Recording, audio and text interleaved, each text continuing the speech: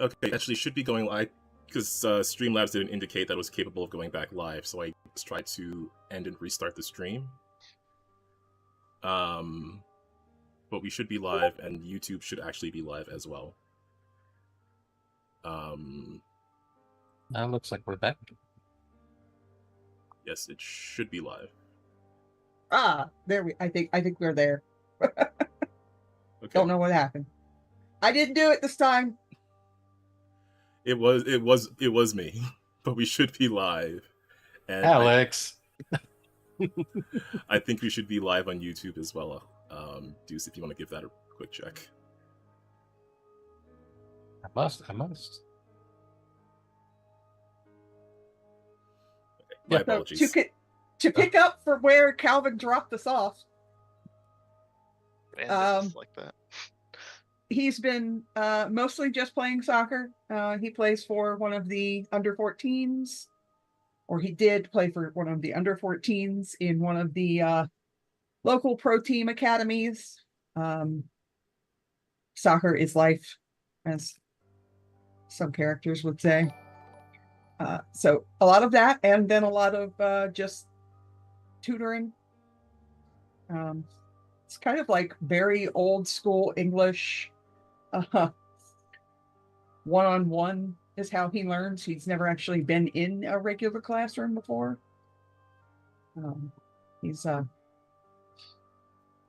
He may or may not be a very wealthy young man.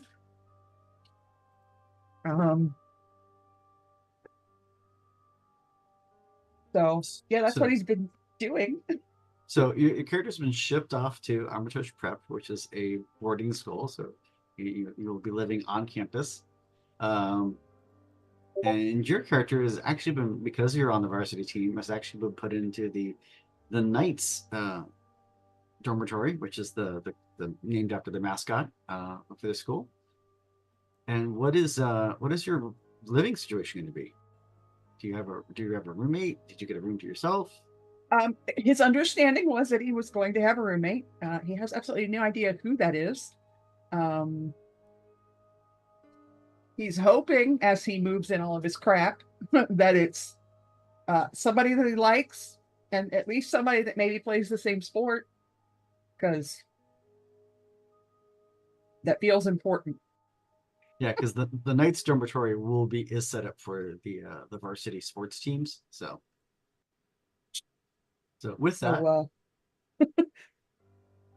and so what is your character most excited about for the upcoming school year? I think I know the answer to this, but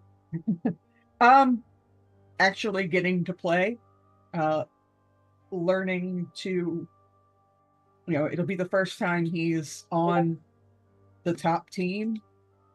And his understanding is that he will actually be playing the position he wants to be playing. So he's very excited to get on the field and prove that he is as good as he's supposed to be. And is there anything that your character is dreading about the upcoming school year? Not living up to the name on the humanities building.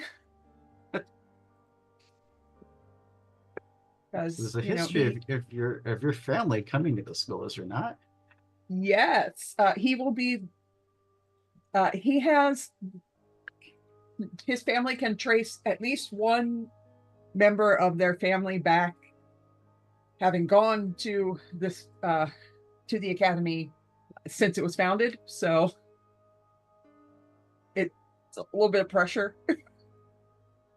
Because everyone who's come before him has done really well, and he feels like he's not the most academically minded person ever to grace the earth, so he's a little worried about that.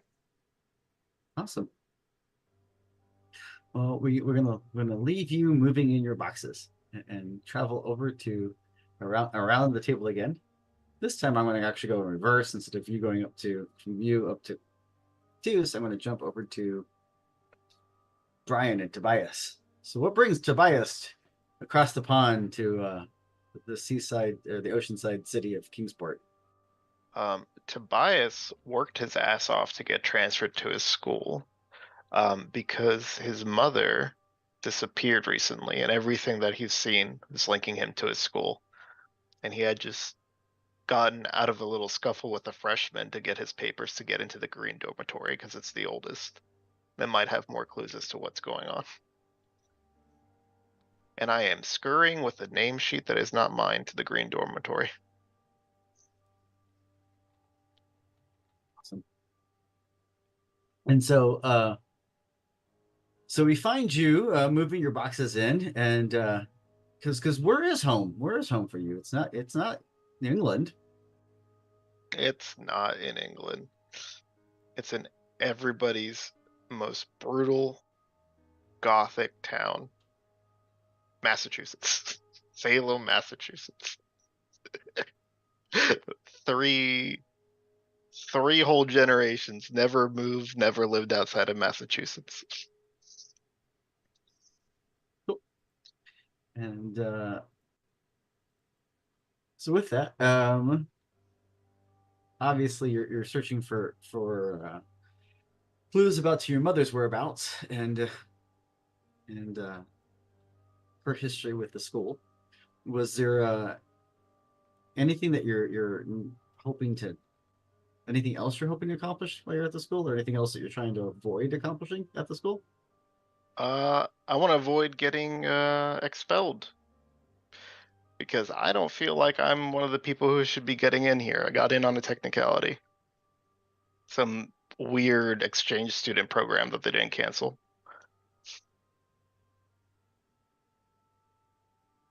So, and who did? So we get you moving into the green dormitory. That's the name, not the color. And do you know who your roommate's going to be? I don't know. I was looking around. It said some nerd. Let me see. Did it say Paper. literally some nerd? I don't know. It's not my paper that I'm looking at here. Oh, I think I ripped it off when I took it from the other kid, so I can't see the name. Wait. It's like Nick something. Nick Eglund. That's what it says from what I could read. It's like a nerd. Yeah, some nerd. Gonna go ahead and take top bunk so I don't get ambushed in the middle of the night. So you're dropping your stuff up on the top bunk. Where your roommate has come crashing into the dorm. So can you tell us a little about your character, Nicholas? Yeah, some nerd rolls into the room. No, a fairly well-dressed, smiling young man opens a door, takes one to look around, and decides to snap a picture with his camera before dragging his stuff inside, and sees somebody there, but don't greet with a smile and go, "Oh, nice to see you. Guess we're here." Yeah, I guess we are here. No pictures near my bed, please. Apologies, not a lot of room. Nicholas, by the way, stick out a hand. Gonna shake his hand from the top bunk. Tobias. Nice to meet you, Tobias. Guess I'm down here. I'll try not to snore. Drag my stuff over. I got bad news for you. I'm a terrible snorer. Headphones will help, but that's fine. Have you claimed a dresser? Not. I don't really want to get down. Just tell me which one you're not using. Then I'll lie back down in bed. Gotcha. I'll try not to make too much noise. I'll take time unpacking my stuff and setting far too much camera equipment up on top of the dresser so it is someplace safe and accounted for. Awesome. So tell us a little bit about Nicholas. What was Nicholas up to the last couple months before coming to school? Nicholas has just spent a lot of time developing the pictures he's taken from the campus tours, but every time he looked at various the various schools that he was admitted to, this one always felt right. So with a little bit of convincing about the faculty, the facilities, and the programs, he talked his parents into sending him here. Whether that's the right place to be because it's a good place or the right place to be because it's interesting, who knows? But it just felt right. Awesome. And is there anything besides your roommate that you're dreading at the school this year? I'm just hoping that the dread is that it's the right place to be because it's good, not the right place to be because it's interesting as an interesting, oh my gosh. Because those things are cannot be the same thing. So we're hoping it's going to be a nice, quiet school year. No, that's right. Hoping, not expecting. That brings us to our last of our new freshmen that we're going to be meeting tonight. Can you tell us a little bit about your character, Calvin? Okay, so my character is Tara Poole. She is a young student who got into the academy on a scholarship, actually, a journalism scholarship, which it probably helped a bit that one of her parents was involved in the journalism business, so it is something she's been involved in from a young age, but her interests lie more in creative writing, which her parents don't seem to have much of an interest in. They seem to, for whatever reason, think journalism is the safer career, which is a big part of how and why she ended up here. And she's got a bit of a, I don't know if chip on her shoulder is the right phrase, but she certainly feels a bit out of place in this new environment. Well, I mean, it's definitely a different experience. I mean, this is your first, you're all freshmen, and so this is going to be literally, for some of you, your first time at a boarding school. So yeah, she definitely thought like her grade school friends would be her friends forever. She definitely had that mindset, and now she is completely somewhere else.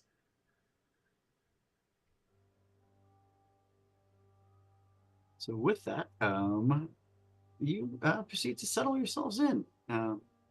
You spend the next couple of weeks, a couple nights getting settled in. There's multiple campus tours, and there's a freshman orientation that you go to, and generally, you get accumulated and customized to the setting.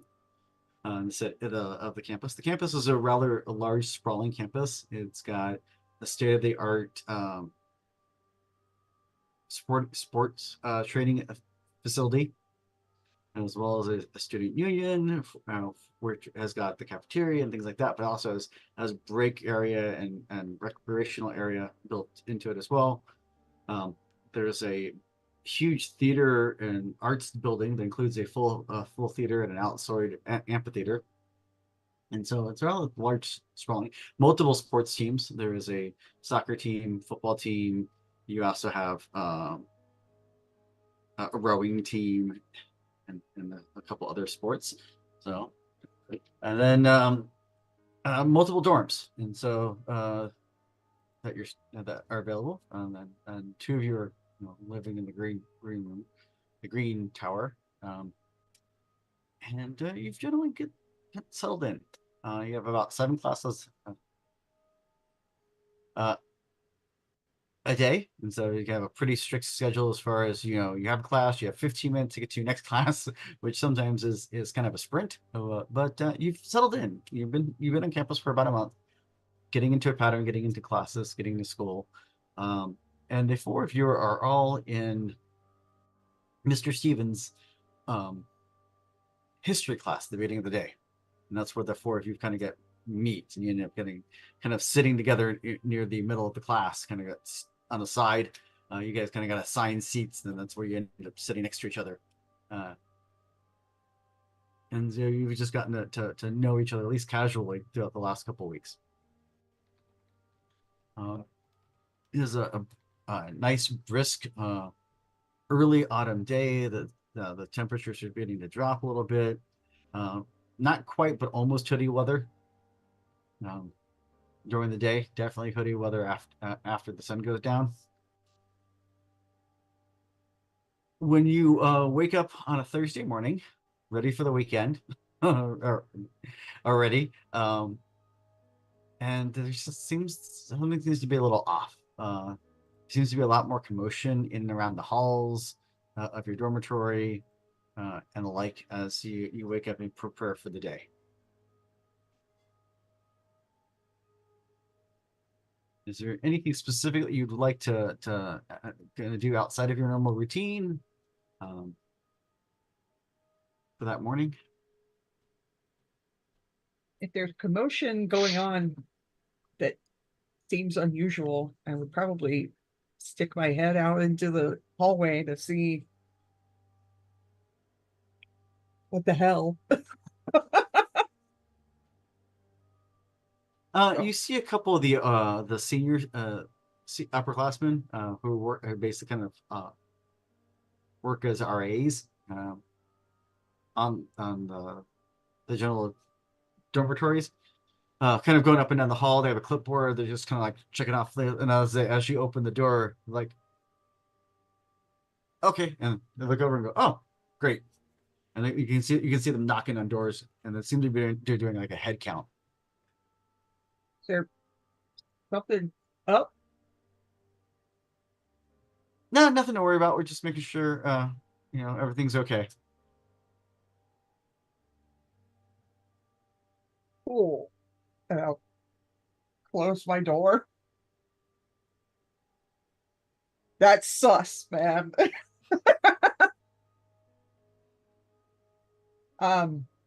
Who is my roommate, by the way? Has my roommate showed up? Yes, your roommate did show up. You have a roommate named Marcus. Marcus is also he's a sophomore, and he's also on the soccer team. Oh.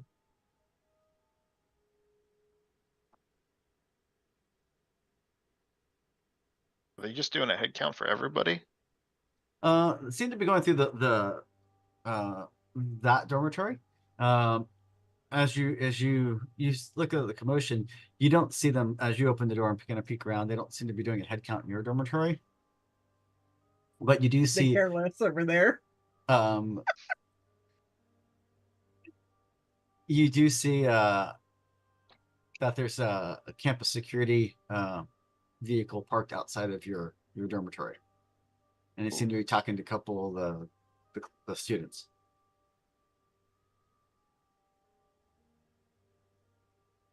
Hey, Nick, Yeah. So how far does your camera zoom? depends on which lens I've got. Why? Do you have that lens? Oh yeah, he goes over to the dresser, which has been neatly arranged, pulls out a one that's way too big, but we've got the telephoto, screws it on. Oh,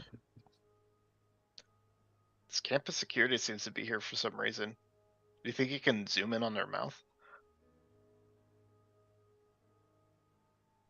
you're okay, sure.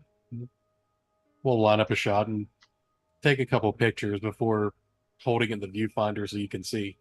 Is it a digital camera? Of several cameras, that one is, yes. Okay, cool. Don't take a picture, just hold it there. I've already got them. You're good, but I'll hold it. Well, can you read Jonesy, lips? yeah, can we try to read lips? You can try. You can always try. I love trying. Yes. For this, our first test of the stream. Yay!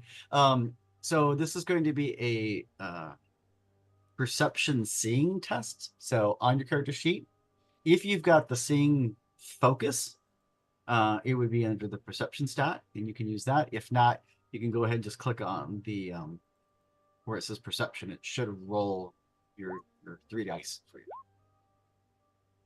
There we go. I think So You got an 8. Unfortunately, an 8 is not going to be high enough to be the target number to relapse for from where Damn. you're at. You sure this is the best camera you got? I can't see what they're talking about. Oh, it's not a monitor, it's a camera. What?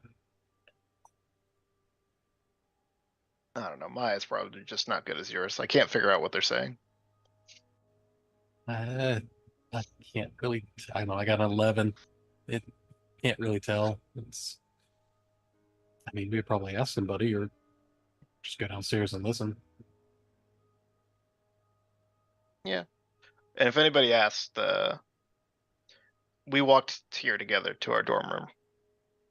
Why would they take it off the lens and start bagging up a couple cameras in his satchel? Why would they ask?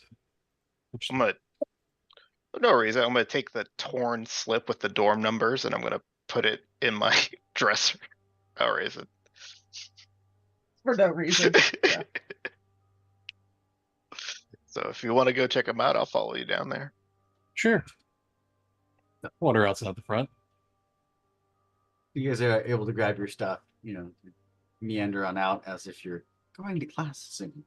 And as you get downstairs, you kind of hear some, a couple of the people talking. They're kind of like, "What's going on? What's with the campus police or the campus security?" And he's like, "I don't know, but I saw some of the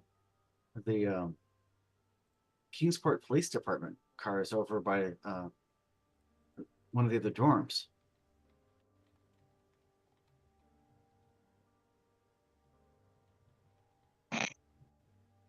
And as you make your way outside, you can definitely, like I said, see one of the campus security guards. He looks like a young, scrawny, guy, shaggy blonde hair.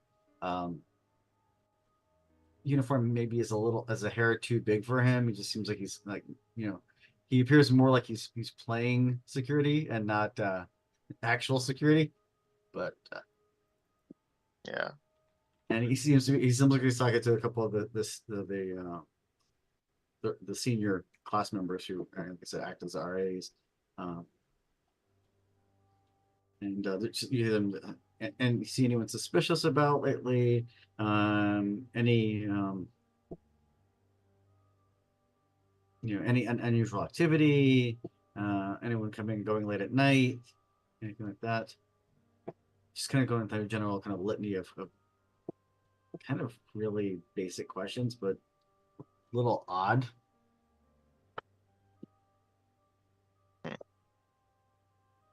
Think something happened to a kid? That Barney Fife is getting his feet wet. I don't know. Yeah, he's more Buddy than Bobby. Little. Oh well. It shouldn't be that big of a deal. If it's important, I guess I'll keep knocking on everybody. Yeah, maybe if somebody did something stupid, I'm sure we'll hear about it. Yeah, usually one and the same. It's true. Let's yeah, we'll wander past. Just listen to the boring questions as we go, but start heading over towards class. Snap a couple pictures along the way. Awesome. I will ask Marcus if is that normal? Head counting randomly? Nope, that is definitely not not something I've ever seen them do. Maybe it's a dormitory thing. Last year I was over in the Green Building. Gotcha. I don't know. Maybe one of the teams went out and did something. You could see, I mean, the football team probably toilet papered somebody's car. They're trying to see who made it back in time. Possibly. That seems likely. Oh, look at the time. I got to go. Pull out my backpack and sprint down the hallway. Is this happening over in the women's dorms as well? And as you cut across campus, you take the long about route to get to class. That way you can kind of swing by and see what else is going on. And you head on over, and you see a couple actual sheriff's cars parked out front of the Garrett dormitory, which is the women's dormitory for upperclassmen.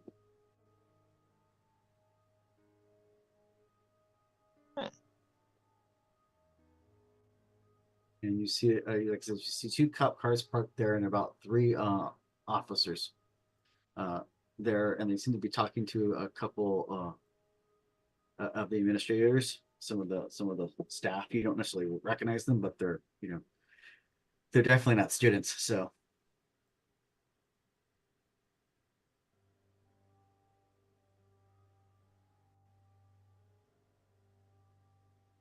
Boy, I'm real tempted.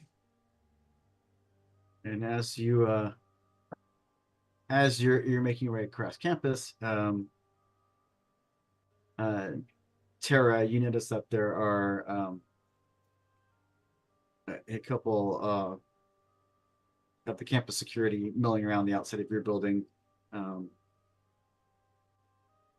as you're going to leave, one of them was like, "Oh, excuse me, can I speak with you for a second?" Yeah. What is something? Did something happen? Nothing super serious. Did you happen to hear anything unusual last night, or see anything unusual last night? Any commotion? I figure Tara's a pretty deep sleeper, so she's just going to be saying, "No, I don't think so."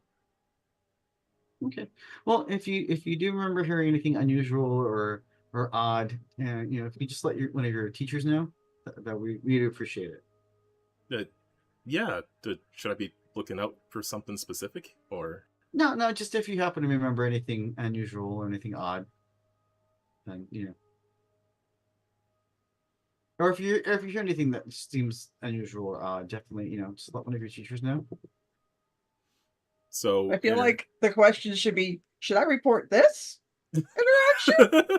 Because yeah, in her head, she's like, "This is not. This seems to be like, this is making her more worried." But she's just like, okay. I will. If I see anything weird, I will make sure other people know." Appreciate it. Thank you. And are slowly making your way over across campus, heading over towards your first class of the day, which is going to be with with Mr. Stevens. It's a history class, so excitement every morning. With that, if you want to go ahead and make me a perception hearing test to see if maybe you can eavesdrop on anything as you're making your way across campus, by all means, you're welcome to. just click the perception if we don't have a specific. Yes. Yep. Did that work? Oh, it did. My total is 10. Why am I so clunky right now? There we go. I have a total of 15. Also got a 15. Let's go. Yeah. Awesome. I got a 12. Cool. So okay, awesome. So those with the 15, you definitely overhear some gossip. As you're entering in the building, some of the other teachers are talking amongst themselves, and as you make your way in, you hear them.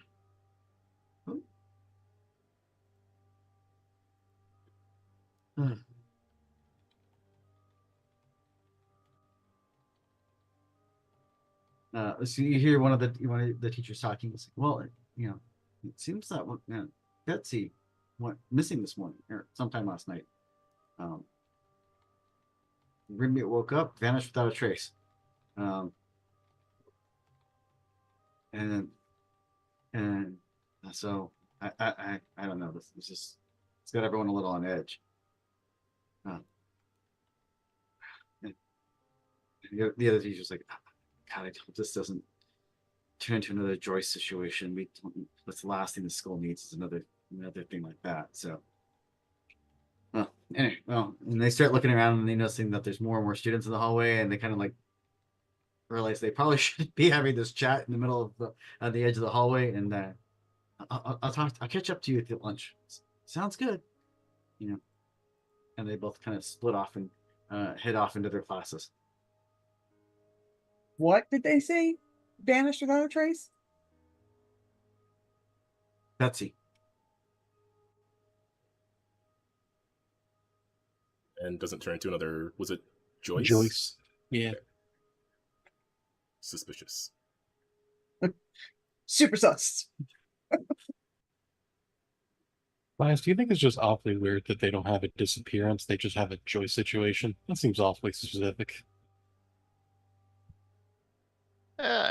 They'll figure it out. It's not like a kid going missing is a problem for a nice private school. I think it actually. Okay. Yeah, let's get to class.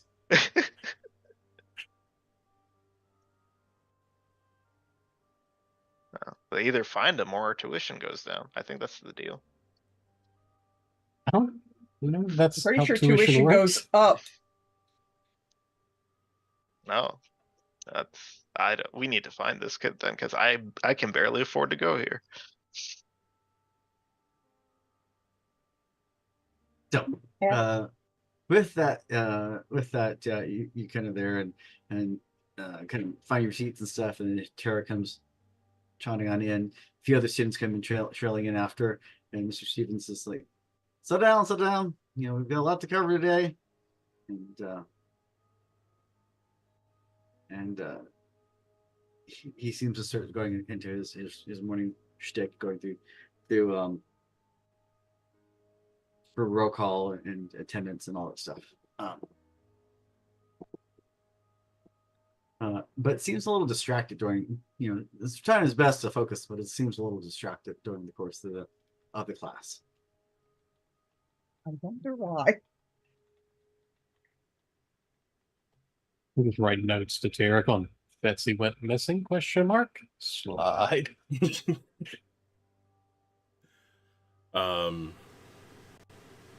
She'll reply, was being asked some weird questions. What's a Joyce situation? And she'll I'm here. hand that note back.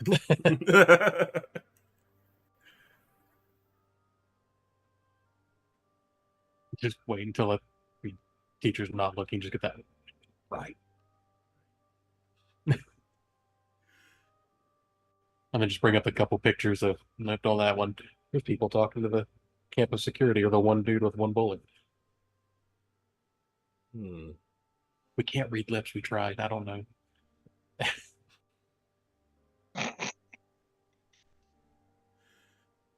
Next time, let me take a look at them. I'll see if I can read their lips. And yeah, she's just going to be like making notes in the margins of her journal and not paying attention to class. Awesome. So at one point, point, I will reach over when the notes that are getting passed back get close enough that I can snatch one. I'm going to snatch it and write, "The hell are you all talking about?" Look at it. Play it Hand the back note over. back to you. It's on the note.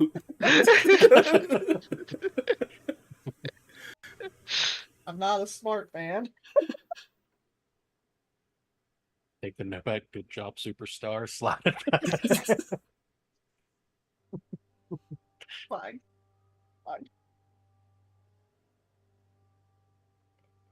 Awesome. So yeah, with that, you guys, are passing notes and stuff throughout the class and stuff. You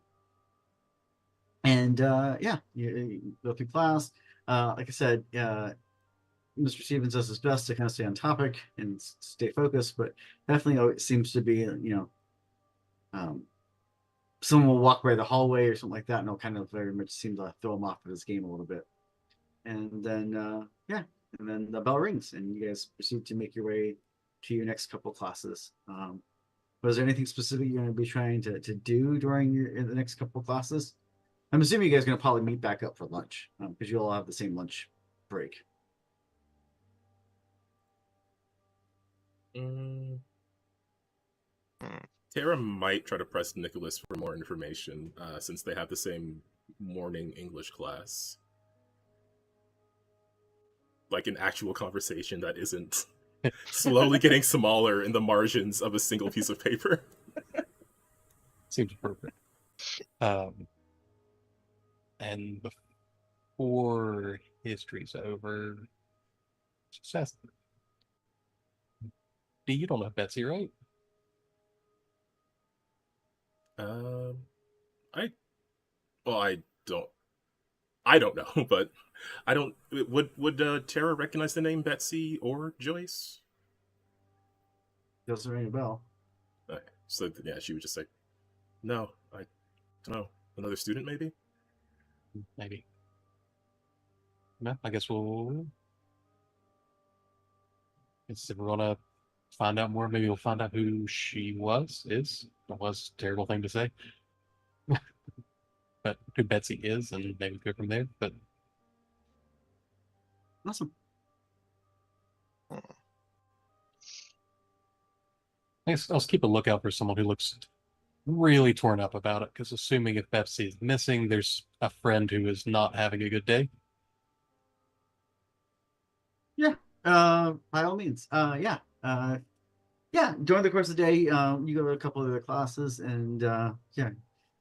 In one of your other classes, you do run in. You see a couple of the girls kind of just chatting with themselves, and they seem rather little stressed out.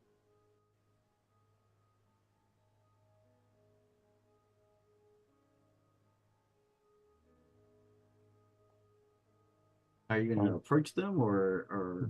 Look to Tara and go, "You want to make friends?" As Nicholas is worried about just walking up to a group of girls, because of course, even freshmen.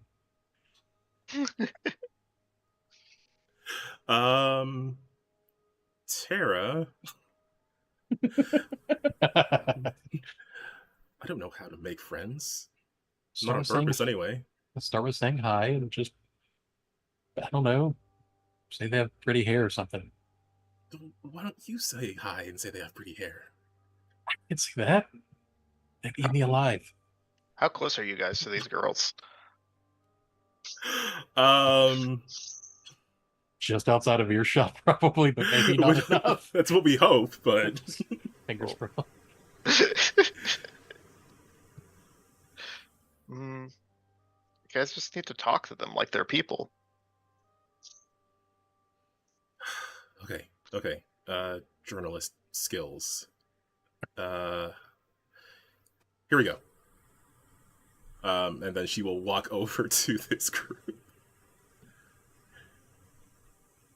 Hi there. Weird morning, huh? Yeah. It's definitely been odd. Yeah, I overheard some of the teachers talking. Sounds like something happened last night. I was wondering, I mean, I'm trying to figure it out, but no one's told me anything specific yet. Do you all know anything about it? Well, Cheryl says Chrissy said that Betsy went missing last night. Okay, this is good, and she will like open like This is her good. journalist notepad. Cheryl, and then Arrow, and then Chrissy, and then and Betsy. I'm guessing that's the name of another student, right? Yeah. Go ahead and make me a communication test. And if you've got the persuasion skill or any of the other focus that you think might be applicable, you're welcome to try to talk me into letting you use it. So I have expression, but I don't think I can make it work here because I think that's more like communicating my own ideas, right? correct. Yeah. Yeah, I don't know if that'll work here.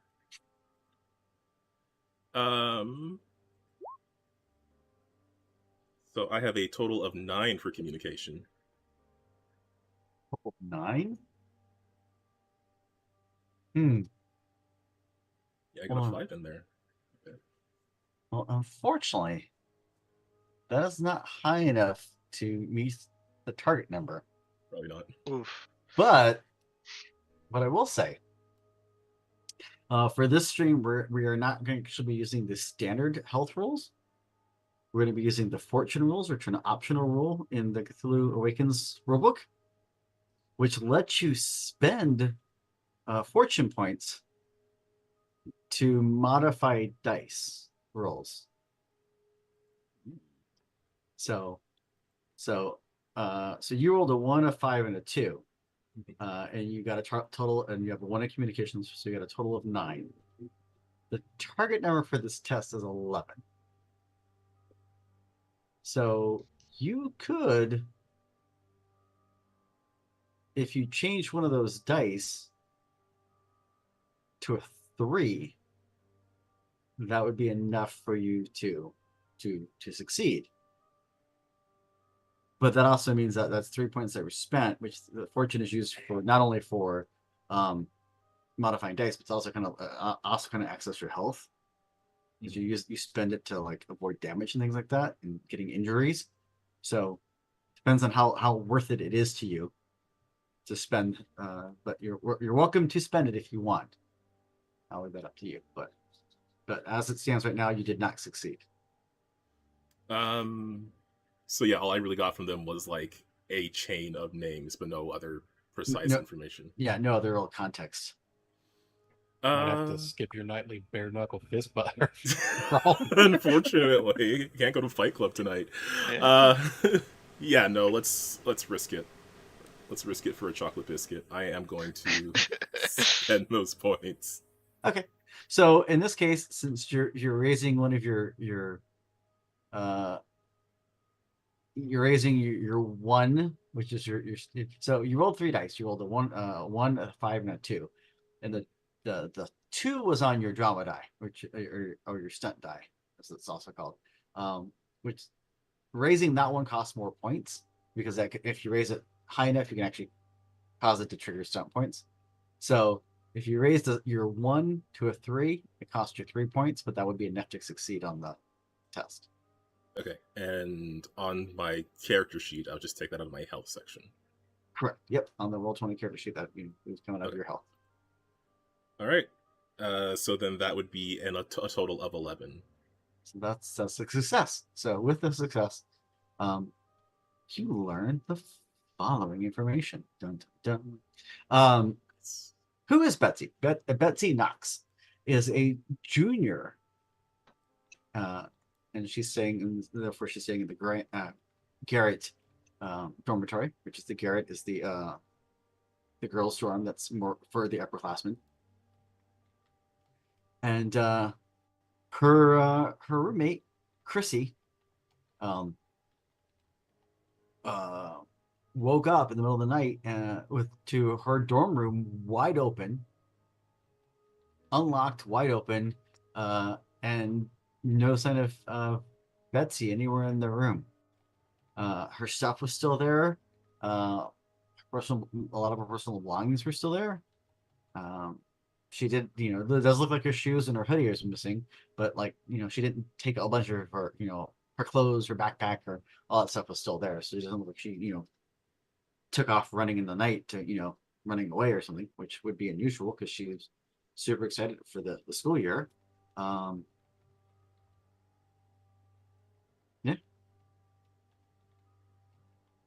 And she is just, as this conversation is going on, writing down in her notepad. Excited for school year. Well, okay. Thanks for letting me know. It was just really weird knowing there was something going on, but not knowing what it was, right? That just makes everybody more scared. Yeah, poor Chrissy's been with the counselors all morning. They've been, I mean, she's been rooming with Betsy for 2 years now. So it's weird and yeah. It's gonna be a nightmare when Betsy's parents find out what's I'm surprised they're not up here already raising all kinds of ruckus. Oh, do her parents live in town? No, but they live a couple of hours away up in Arkham. Oh. Okay. Well, again, thanks for letting me know. It's still pretty scary, but at least I know what the situation is, right? Oh, do we? I mean, who just disappears in the middle of the night? I mean, she didn't run away. Well, at least the theory is that she didn't run away because, like I said, if she did, she left everything behind. It's unusual for sure. It's just, now I know what the unusual thing is. Um, but I don't want to take up too much of your time. I'm sure you're busy. You all have very nice hair, by the way. Oh, thanks. And then she is going to like look over her shoulder for Nicholas's look of approval. Lick. Before giving them a nod and rejoining her group of friends. Awesome. So if you go around the better part of the rest of the day, during the course of the day, you do see a couple other sweeps of security kind of making their way around campus. You do see that looks like they brought some sort of search dog in, and at one point you did see a Channel 7 white van, news van, that quickly got shooed off campus. And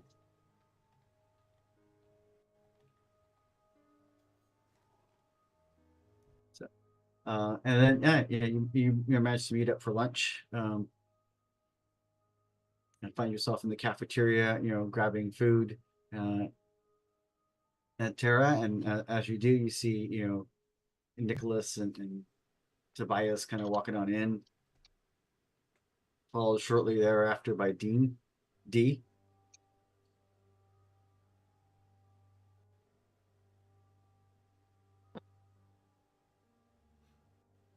So I guess Tara will sort of gravitate towards the group.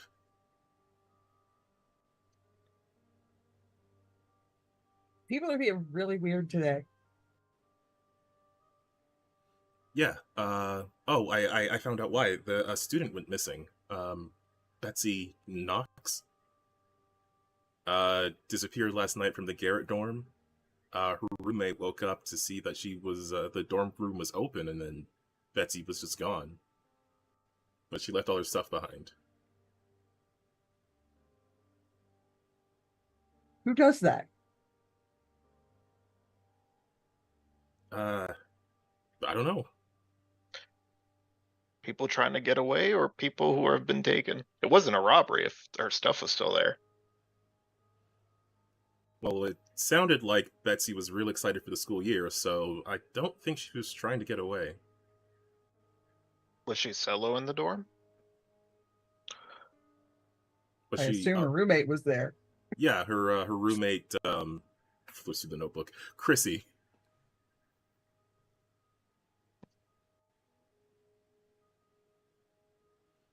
Maybe Who, she went to meet a boy and they parked down somewhere. All day.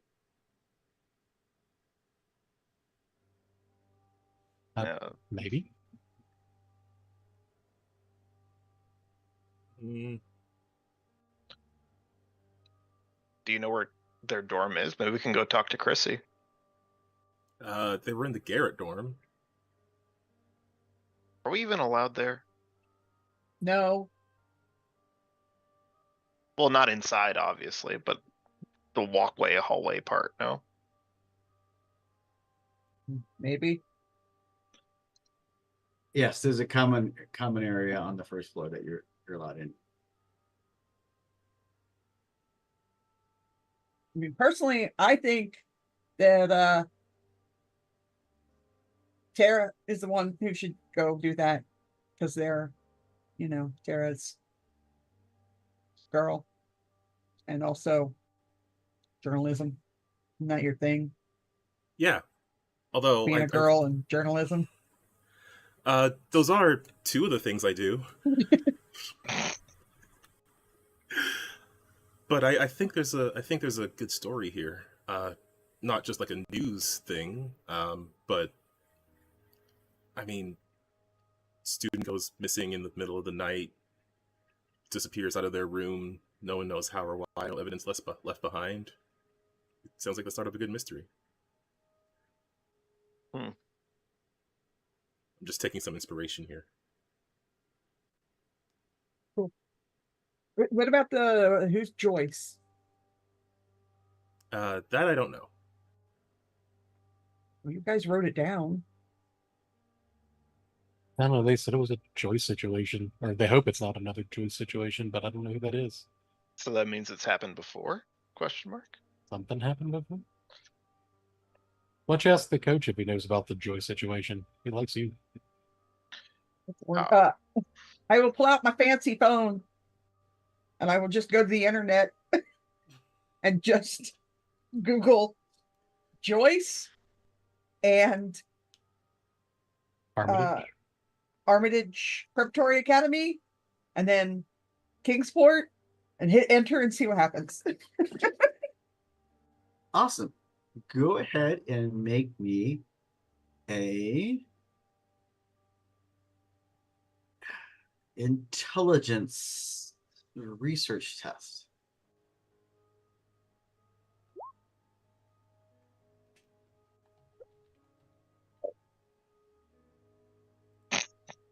So, what do we get?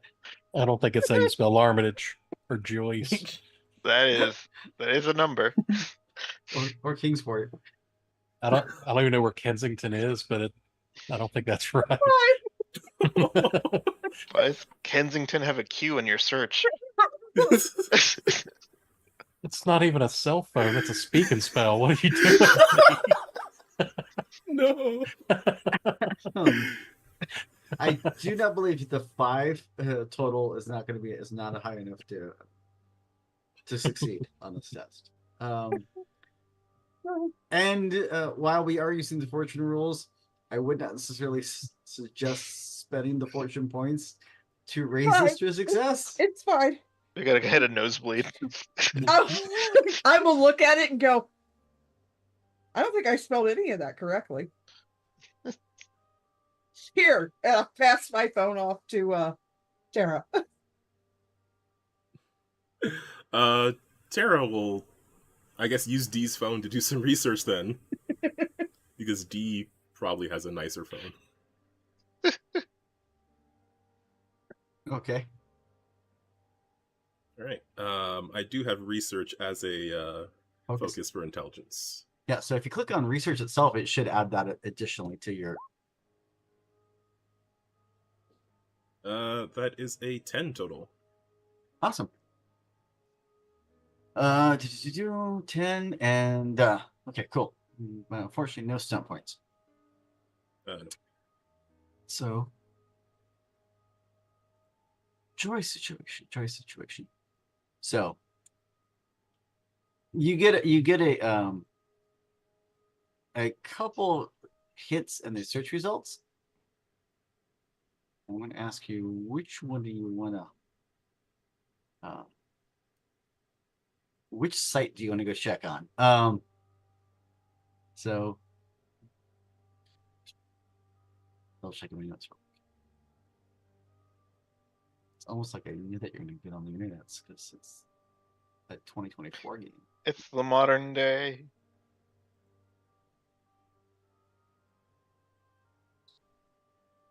So, so yes, you're able. There's a Kingsport Registry has an update. Kingsport News has an update, and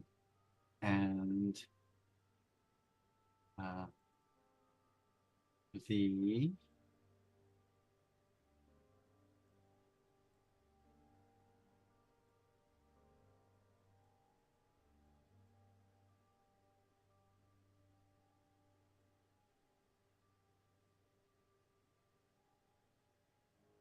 and you see a hit for the Lion King. The Lion King. I mean, that's just too tempting. Did you say the Lion King or the Lying King? Lying. Okay. I was like, Fibbing. what does Simba have to do with anything? Mufasa. Ooh, say it again. So, so yeah, one of the hits that you got was for a conspiracy bulletin board, old school, probably been around since the the 90s or something, where people post Ancient times. about yes, I know the before time. They post about local urban legends, conspiracy theories, and the like. So, and listed among them was a an article about an alien abduction, where a student from Armitage Prep, known as Joyce, only known as Joyce, last name not disclosed, was abducted by aliens, vanished in the in the middle of broad daylight.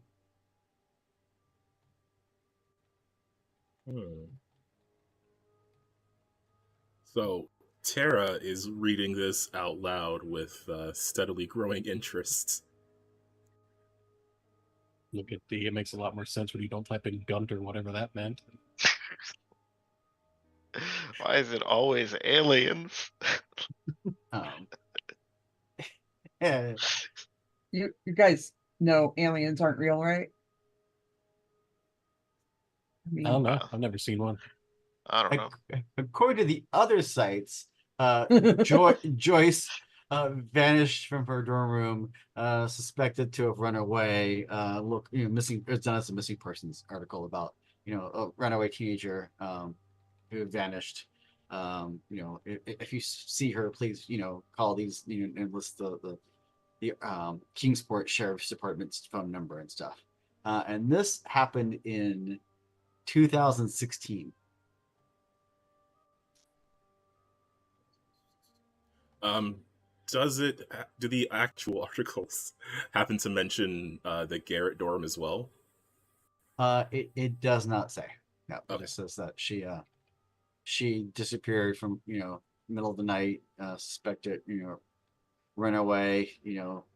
If at all if you see her, please please reach out to this phone number, blah blah. And you see a couple follow-up articles about like one or two follow-up articles saying that she's still missing, but there's no art. You don't get any hits for her actually being found, or any hits for either way, like she returned safely, but or and no articles for unfortunately the remains of Joyce was found, blah blah. Neither case. It's just this couple initial articles, and they kind of fell off the news cycle.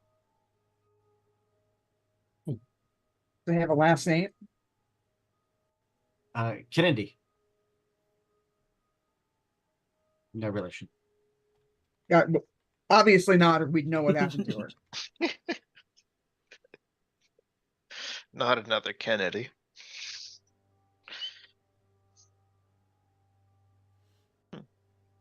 So yeah, it looks like another student went missing before. I mean,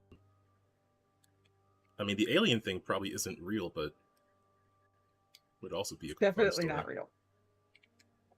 I can't spell, but I know aliens aren't real.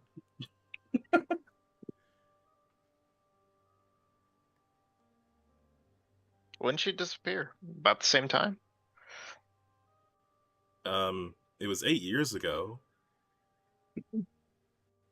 I Oh mean, yeah, does more it have a date? Spring of 2016. I forgot. What are we in now? It is currently September in game. Oh. Well, that doesn't match up.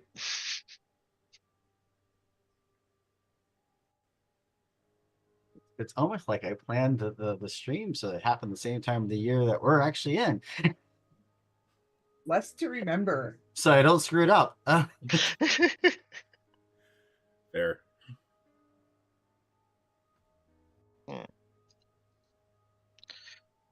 Well, there's got to be cameras or something here at campus. I don't think they'll let us look at them. Not if we ask. We can try to figure something else out. I mean, I'm all for learning more information, but I don't want to get in trouble. I mean, if you're not willing to get in trouble, how are you supposed to become a good reporter? Good point. You know what? Never mind, Tara. You end up like CNN and turn into milquetoast like you want. Milk toast. That Well, sounds disgusting. Who eats milk toast? You don't ever have a nice warm glass of milk with your toast?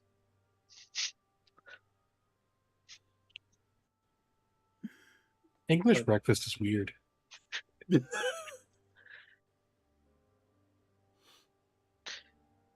on, we get a hold of the cameras, we see what happened, and if the cameras aren't even there, we don't miss out on anything. You learn a valuable life skill for the career you want.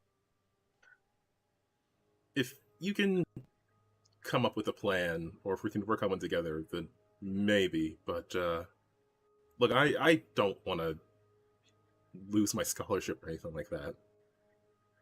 We're not gonna lose anything. I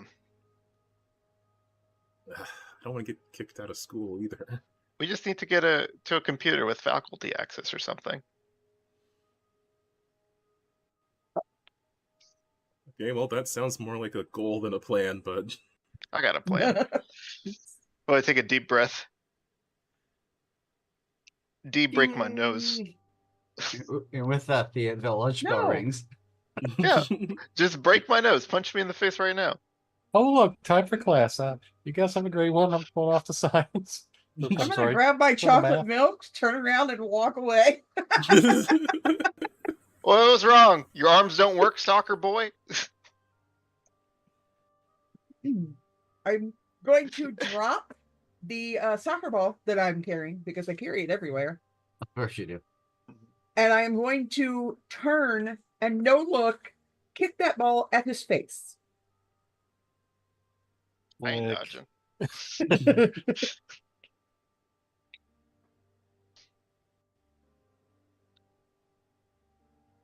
Want a broken nose? I'll give you a broken nose. I don't know, can you? Are you even a running forward?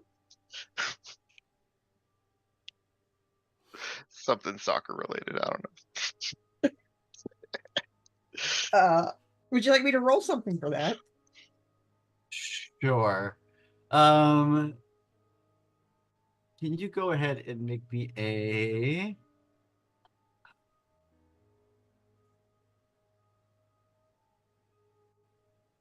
It's gonna be... Was not expecting the... I should have expected, violence, but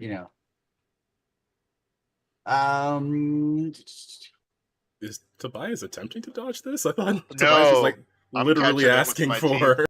We're just seeing if they deserve the scholarship they got. Oh, jeez.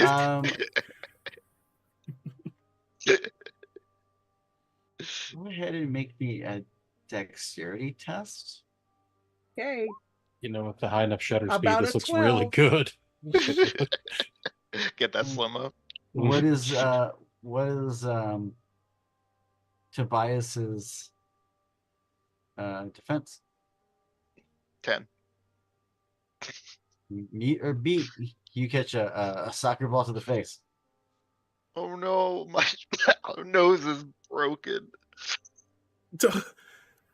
Oh, Tara, Nicholas, can you take me to the nurse's office? And I run over, don't get your blood on, you're not, and I just Yeah. walk out, just. Just Look get at out of it. D. Look at D and show him the viewfinder.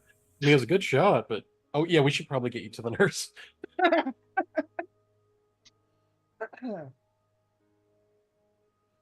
And with that, you head on over to the nurse.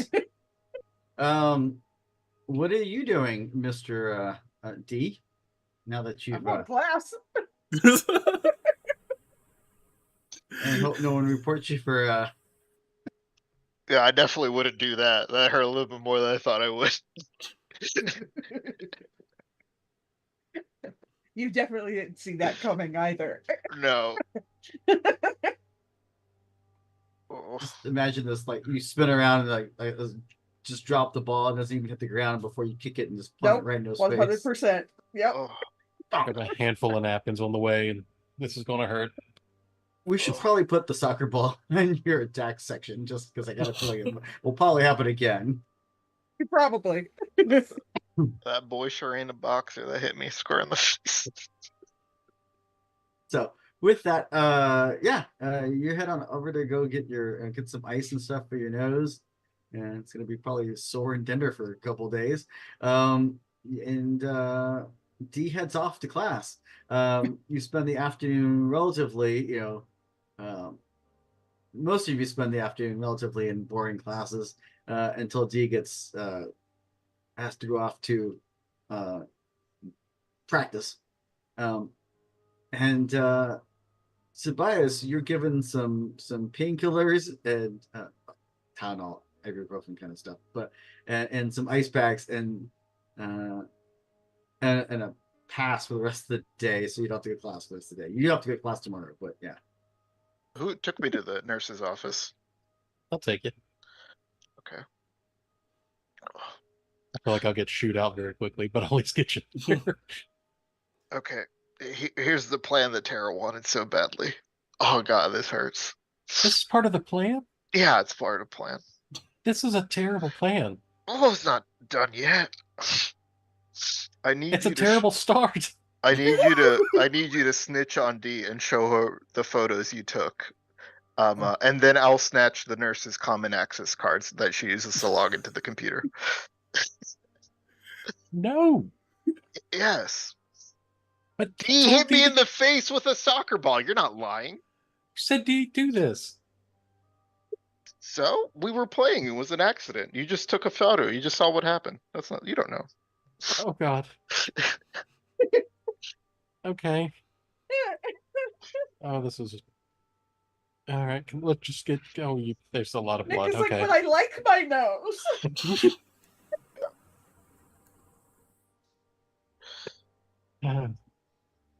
Hi, nurse. This Hey, is nurse. yours. That prick D kicked a soccer ball into my face.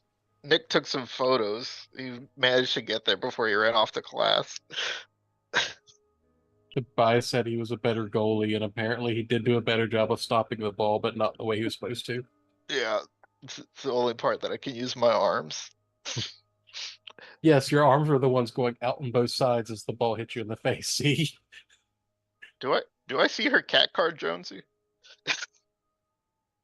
You're looking for I don't know. Make me a perception check and let's see what you find out.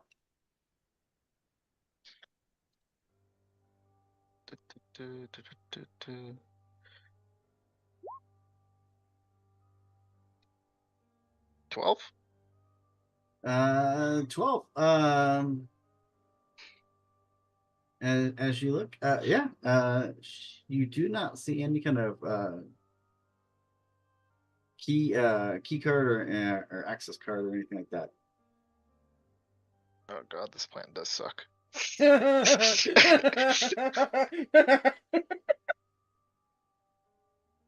Oh, how old is this nurse? She's probably in her. Well, to you, she's ancient. Oh, perfect. Is there a sticky note with the password on the disk? There's not a sticky note with the password on the desk. No. Oh shit. Well, I guess D's just gonna have to suck it up for the team. All right. The broken nose. When the nurse is checking on Tobias, Can I reach over, just click the logout button on the nurse's computer?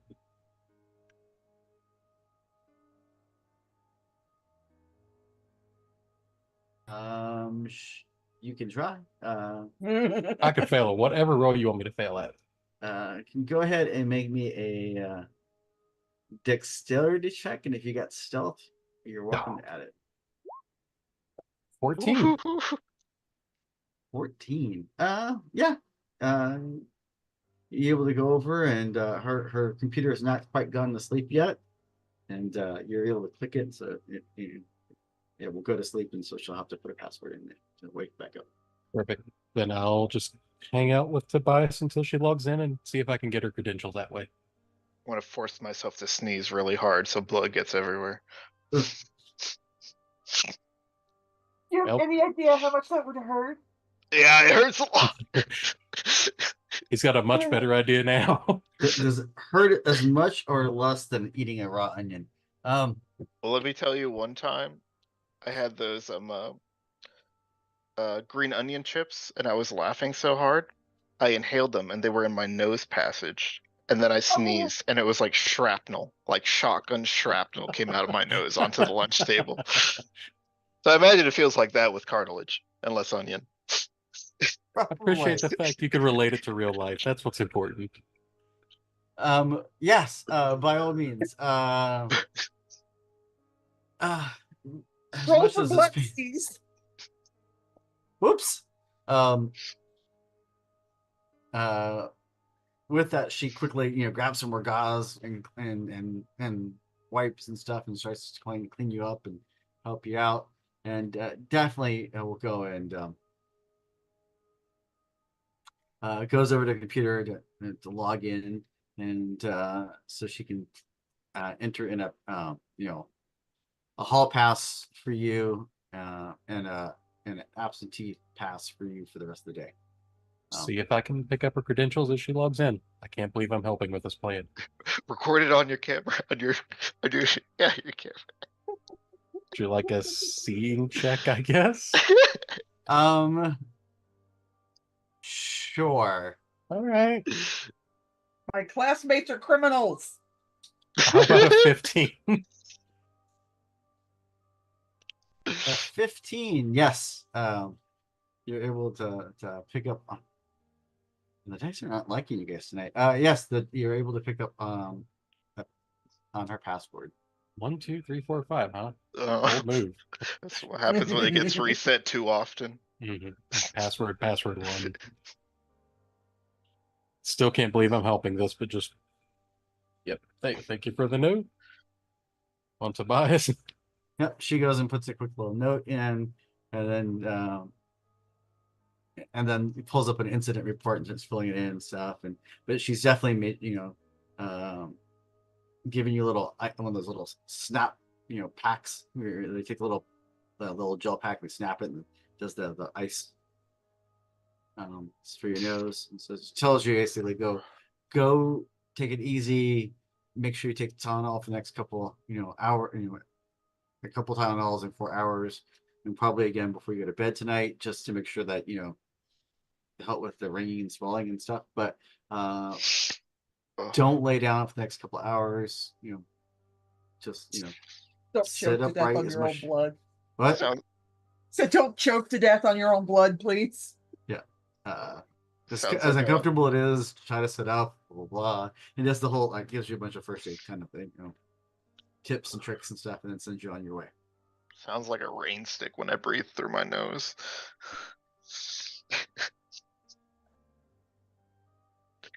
I'm gonna hand Nicholas a note. Part of the part of your nose will be played by the didgeridoo.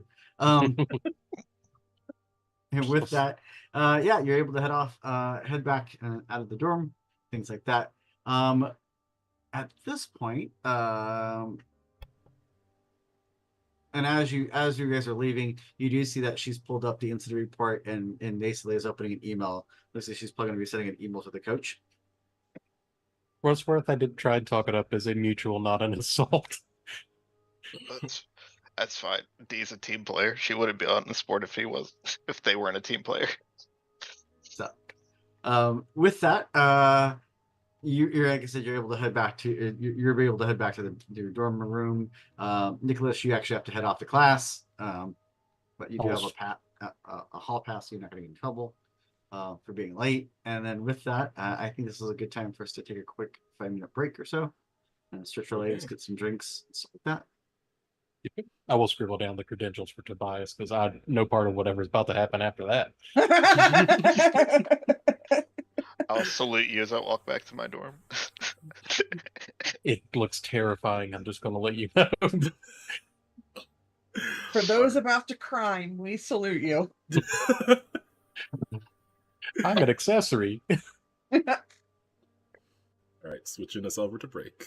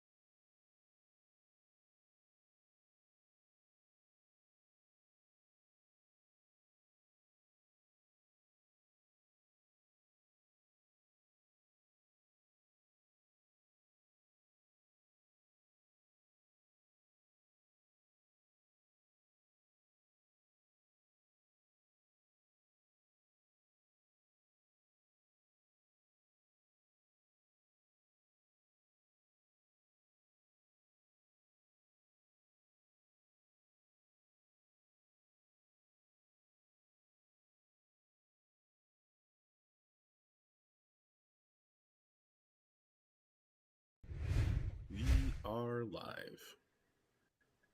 Well, thank you for Didn't do it. waiting. Thank you for waiting while we took a quick break. As we catch up with our freshmen at Armitage Preparatory Academy in Kingsport. Our feisty freshmen have gotten themselves into a scuffle, and they while trying to find out more, or an indirect attempt to find out more about what's going on with one of their missing students, Tobias got his nose pretty banged up and had to go to the nurse's station with the hope of being able to steal some login credentials. And with that, I'm going to catch back up to our heroes and see what other shenanigans they try to get up to while someone else is at practice. So with that, Tara and Nicholas, you're back in class. You're going through a relatively boring day, rest of the classes. D, you finish up a couple classes, then head over to practice, leaving Tobias unsupervised. For I good or feel for like bad. Tobias is never supervised.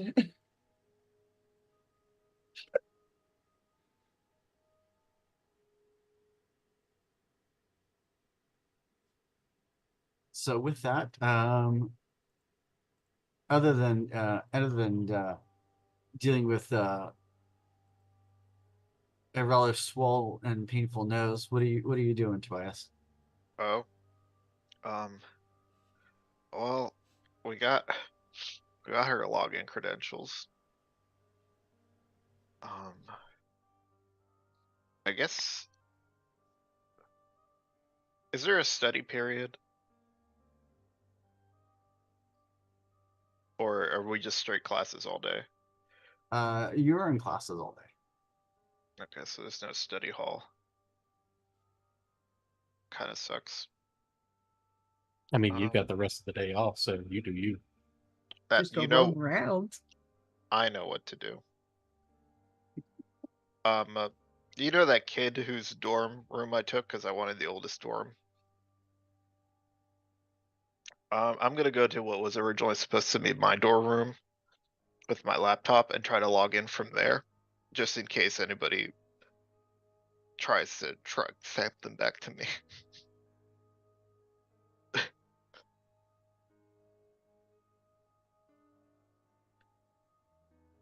Okay. So you're trying to hack into the school system? To what end? Just to see what the staff is saying about the girl going missing. Okay. Go ahead and make Join me the staff Discord. go ahead and make me an intelligence test.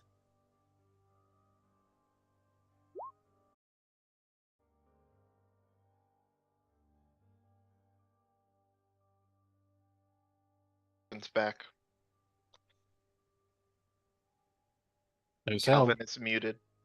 Calvin, we can't hear you. What happened? No, my internet just booped again. I was back.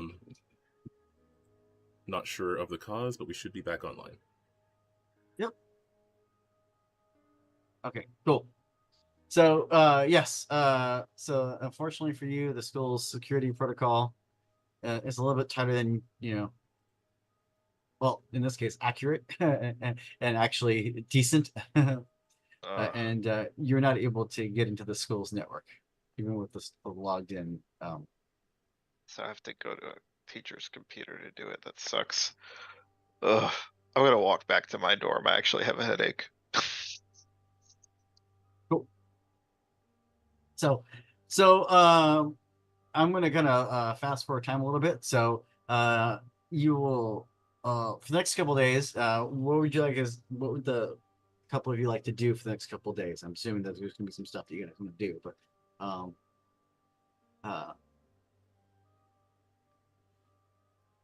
Well, the first time I see, the first few times I see Tobias, I'm going to point and laugh. But outside of that, Yeah, your next soccer practice, you end up having to do a whole bunch of extra laps because that's the incident report has actually gotten forward to the coach by that point. Hey, hello, coach. He said he wanted to be a goalie, and I told him he probably shouldn't use his face next time. I don't care who your grandfather and father were. You're benched for the next couple of games. Okay. I'll I'm start gonna- running and go, yeah, we're definitely going to lose, but that's okay. I would like to go find Tara and then rub her face in it and then give her a copy of the credentials. That's temptation. I guess during this 2-day montage, Tara will actually be very impressed with Tobias's actions, and that'll probably motivate her to actually go check out the other dorm, the not Warner, Garrett dorm. Garrett? Yes. I'm going to tag along with our budding journalist. Photo op. You know how it goes. Just keep I the love document. that the montage is the three of them investigating and me running.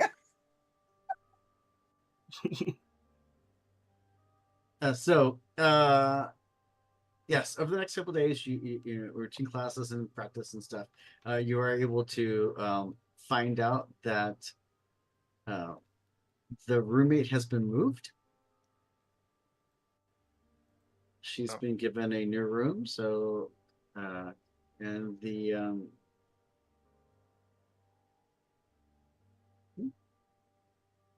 are we still? Is the stream still good? Sorry, I was just checking the Twitch audio. Okay, cool. And with that, you find out that the like I said, the roommate has been moved. She's been given a new room temporarily, and the security presence on campus is definitely escalated a little bit. But currently, there's no one staying in her room, or her former room.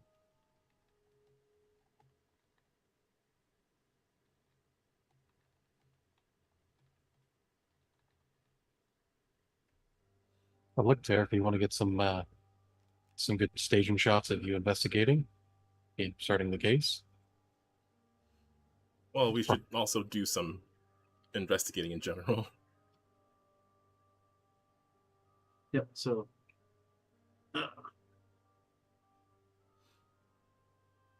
Yeah, there might be audio issues on Twitch currently, but yeah, I can hear on YouTube as well.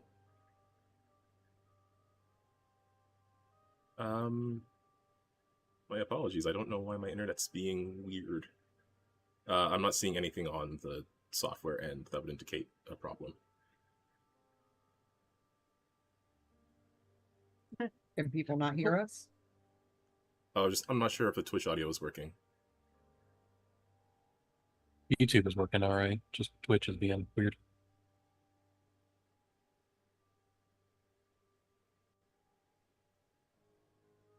And yes, Streamlabs is like it's showing audio, so. Okay. That's okay. We got the YouTube VOD. It's fine. Yeah. Awesome. YouTube So- VOD should work. So yeah. So yes. Were you planning on? Well, her roommate's been moved, but the room is still open. Well, the room is still there. It is currently closed and locked. But yes. Well, I guess Tara's like, Tobias literally took a soccer ball to a face. I can't let a door outdo me. Nicholas, do you know how to open locked doors without the key? Quietly or at all? Quietly would be preferable. No. No.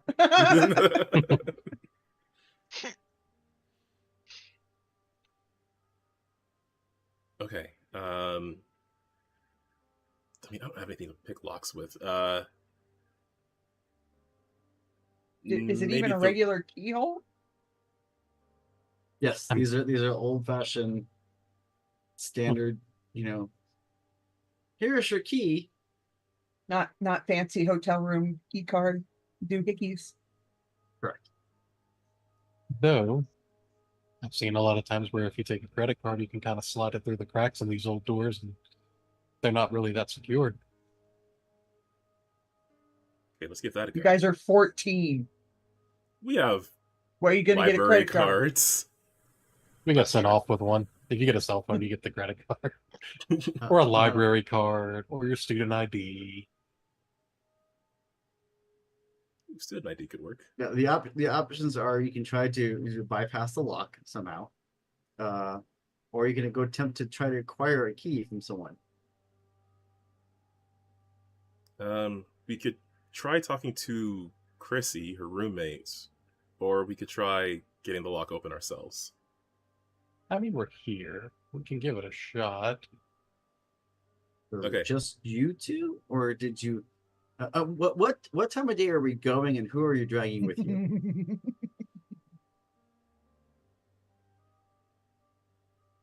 Mm, I'm cool doing this so we don't have more boys rolling through the girls' door. yeah, I don't know. I was just thinking. I'm in I don't enough know. trouble already. I'm not going with y'all. When we left our master thief with his broken nose and black eyes.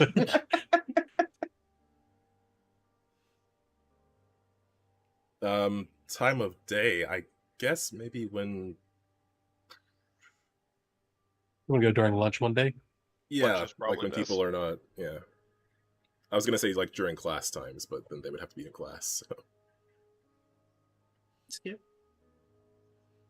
Okay. Watch the hall, I guess. Yeah, I Or got it. Do you think you can? Okay. All right, here we go. And I'm sure she has read about many fictional lockpickers and fictional gentleman thieves in her time, but She's played Skyrim. yeah, close enough. Let's see if you can pull off your best Nancy Drew. So I'll ask you, how much do you trust the dice? Looking at the 3 fortune I've already spent, reasonable amount. So, question for the GM then. I'll give it a shot. Maybe amongst some of my random photo from my photo library, I've come across a few different less than reputable locks and/or old things, and see if I can use one of my powers, and maybe help you with this particular check. Or the dice will make me go terribly wrong, so we'll see what happens. Chop So, got a 12 and 3 stump points. What are you trying to do? Ominous writing. So essentially, trying to give Tara the focus for lockpicking or skullduggery, or help up give a focus to this particular check. Okay. So you were using one of your extrasensory perception powers. Yep. Because Cthulhu Awakens allows that for PCs. So cool. Yes. You had a target number of 11. You rolled a 12. So you succeeded. You also generated 3 stump points. Ooh. So there should be a psychic stunt chart that you can Just you beam can- the YouTube video into her brain that you remember.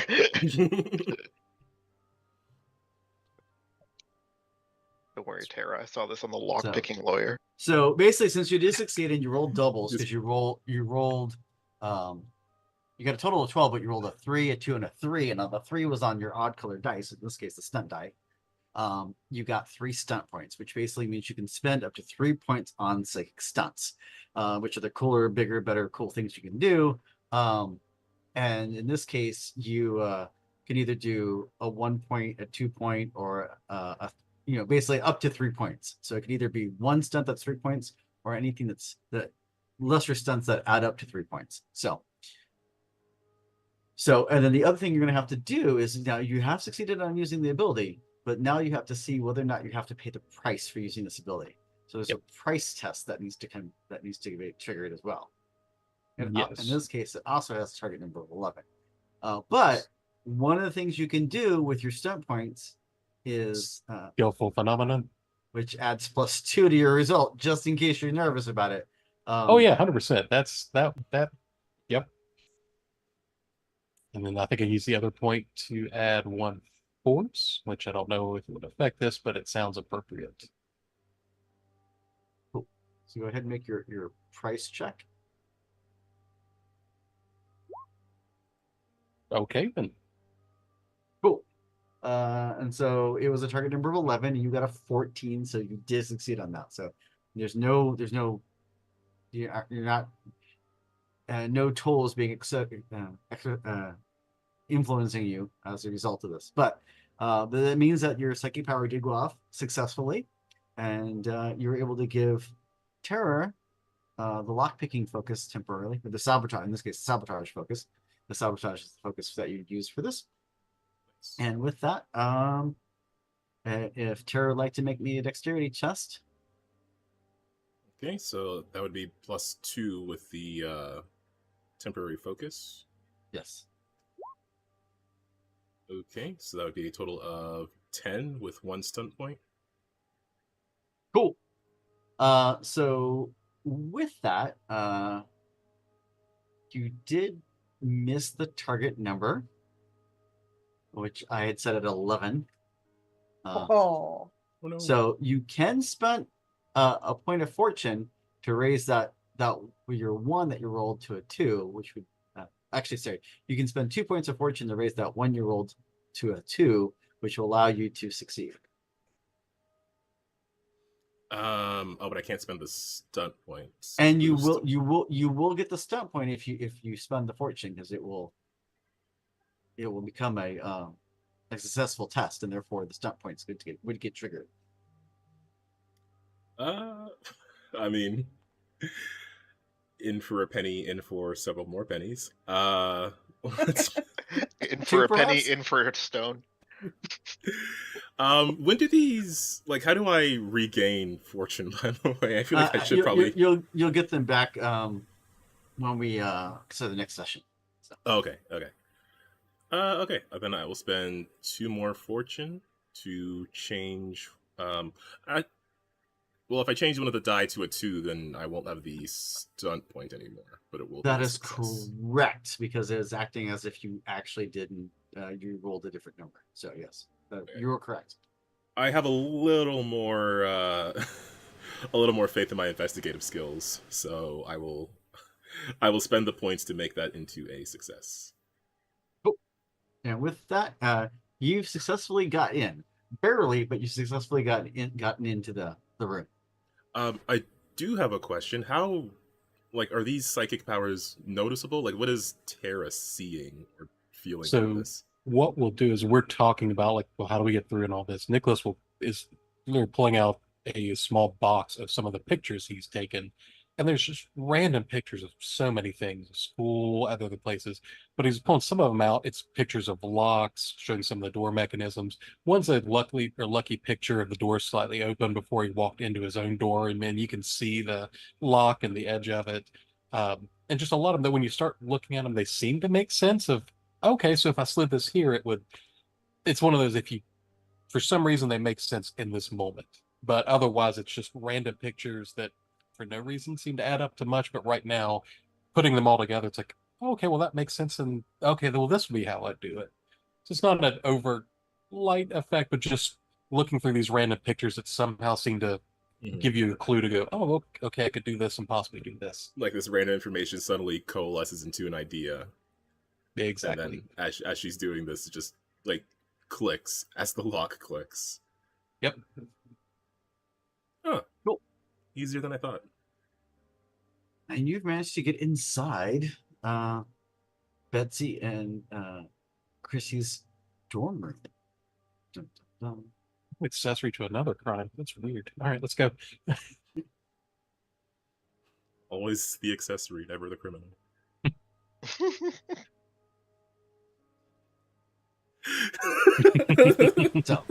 So are you both going in, or is one of you guarding the hallway? I don't want to go in. So I think we'll probably both go in and hope for the best. Okay, Just- cool. All right, let's make this quick. I love Okay. that we're all 14 and stupid. Awesome. So go ahead and yeah, you made your way into the room. If you want to go ahead and make me a perception searching test, you can ransack the room. Is it different from seeing or the same thing? What was that? Is it different from perception seeing or is it the same? Yes, searching would be searching specifically is digging for something. Digging Gotcha. for You guys are rolling hot. the lack of stunt points earlier is getting made up for now. True. I have a 14 total with 5 stunt points. Which is a success. The 14 with 4 stunt points. Which is also a success. It's easy, guys. Just roll doubles every time. That's the plan. Awesome. So you've managed to get some great successes. So and with that, you can use this would be an exploration stunt if you do want to check the stunt tables for some of the cool things you can do. And you start searching the room.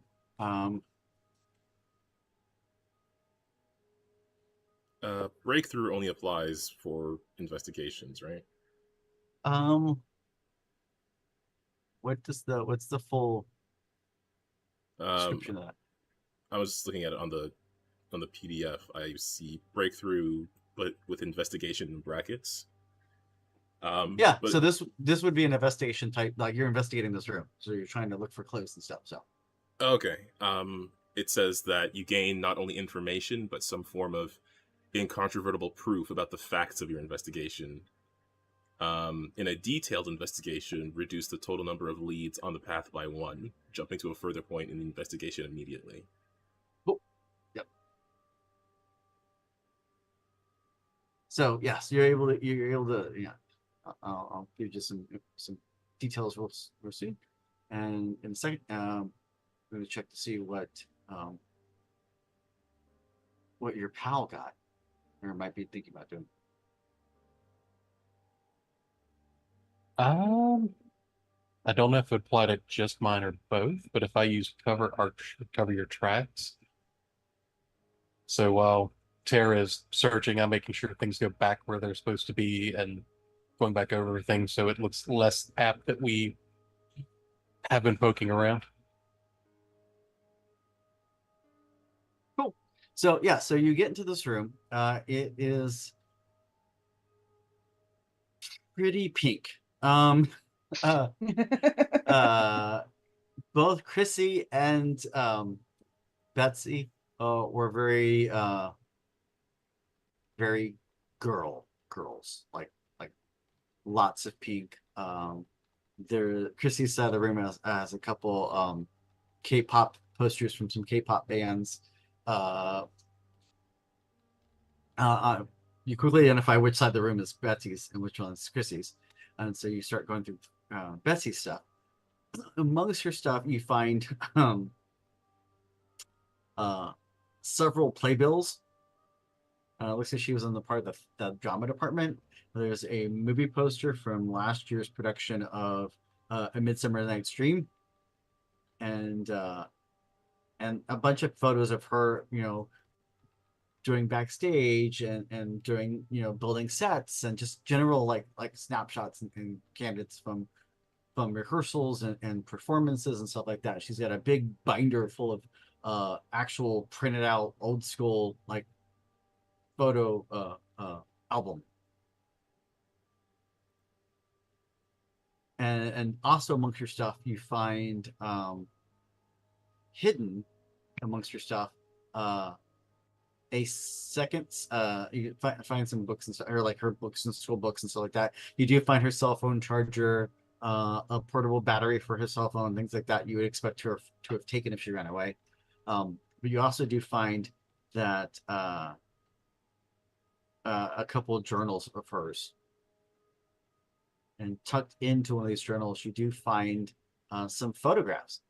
One seems to be it looks like it was taken on campus, but it's sepia toned photo, and based on the dress, the like very much old timey dress. And so there's a gentleman and a bunch of students in one photo, and another photo seems to be a group of kids, and they all seem to be wearing. And that one's a little bit newer, but it still feels old timey, for lack of a term. The colors are muted and not washed, not like black and white, but just kind of the blues and the reds and the greens aren't as bright as you expect them to be. And the dress is very out of date. The girls' shirts are very billowy and blousy. They have big hair, oversized glasses, sunglasses, and stuff. And it seems to be a group of kids out on one of the rec yards near the quad. So definitely these photos were taken on campus, but probably decades ago.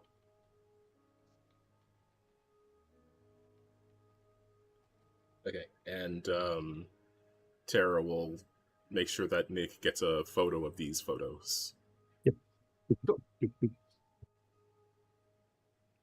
While And she quickly pokes through the journals. Yeah, and as you're flipping through them, you do see a little penciled note on the back of both of them.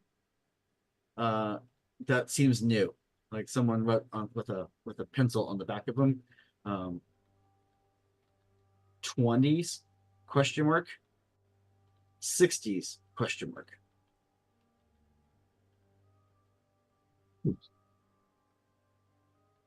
And then as you're flipping the journals real quick, you see references to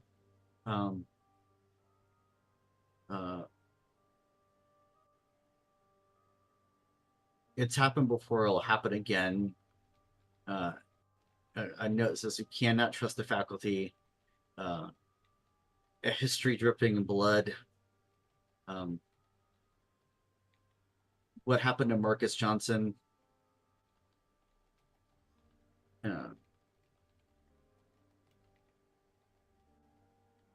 And you see a note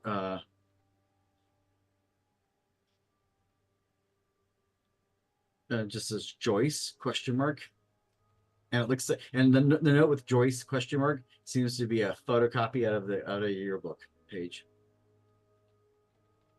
Oh, is there a picture of Joyce there? Yes. Does she look like anyone in the other photos, or is hers more recent? Well, hers no, she's 2016. Never mind. Yeah. Hers is very much modern. And you see some notes for some websites.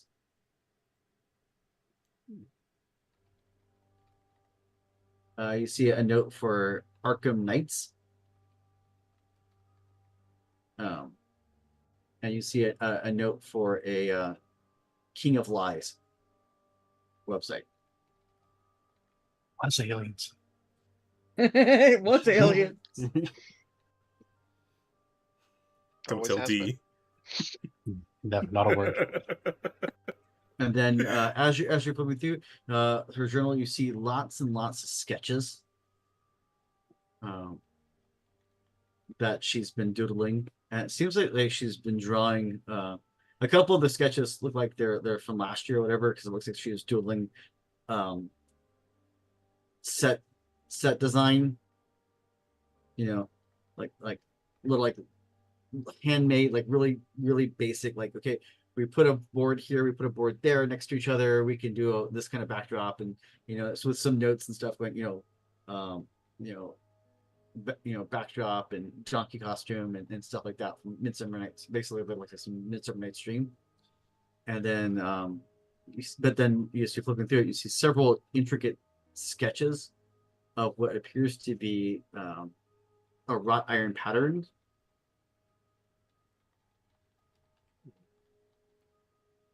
Just a little click. Okay. Everything as Tara holds it up. It's just picture. Yep. Yep.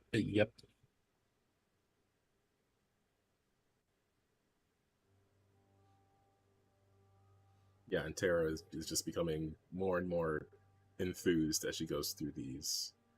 Probably becomes a bit less delicate about putting them back properly so that we don't leave a trace. Which is why Nicholas is here. No. Back a page, dude. Tuck it in. I'm going to try and do one other thing while we're there, Jonesy. Yes. Because of course you just got to go back into that well. I'm going to try and use my ESP one more time. Yeah. We're going to take a step back, put on the wide-angled lens, and try to use invisible perceptions. Because that seems like a terrible thing to happen.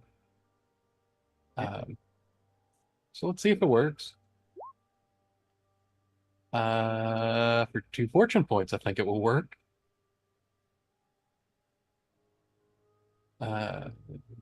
Which will also give me 2 stunt points, right? I can spend 2 points to raise the 1 to a 2, and that'll give me a pair of 2s. Yes, that will. Then, yes, that will. You got the hang of this. Yep. Then I will do that, and for the 2 stunt points, I'll do the same, and add 2 to the price check. So I got a 21 on my price check. Yeah, you're maxing out the price check ones, which I guess is good, but also, that would have been handy on the actual, yeah. So you worry about that later because I have to develop that film, so it'll take some time. But you know what it does, and we'll figure that out later. No worries. I actually already know. Oh, well, when we get to the scene of me developing a picture, you feel free to throw that in there. Cool. So with that, you're able to quickly go through and, like I said, scurry the room. And how long are you planning on staying in the room? Tara is planning to stay as long as it takes at this point. I think you got 15 minutes, and then I'm like, all right, it's time to go. Well, okay, actually, I'll give you a half hour. Here's why. Here's the thinking. We came here at lunch, so I'll say we took 15 minutes to cautiously make our way over to the dorm, sneak in, break into the place. We got 30 minutes to look, 15 minutes to clean up, shut the door, and get the heck out. Get to class. When this doesn't work, that's the plan we had. Yeah, that seems like something we would have gone in with. I feel like Tara at this point is like, she sees a thread, she sees a story here, and she wants to keep tugging on it. So she might lose track of time. Awesome. But my 4 stop points say no, we don't really. Exactly. So with that, yeah, you guys, your little buzzer goes off, your phone vibrates in your hand because you set a timer, and you're able to slip on out. And as you slip out of the dorm room, you slip down the hallway. As you're going into the end of the hall down the set of stairs, because her room was on the 2nd floor, so it wasn't that high up. You hit the stairs to go down. As you see a security guard walking up and into the other, coming down from the 3rd floor to the 2nd floor, like he's doing rounds, and you've managed to slip out just in time, making your way back to class. So Good job, team. Walking fast. so Matt's bad.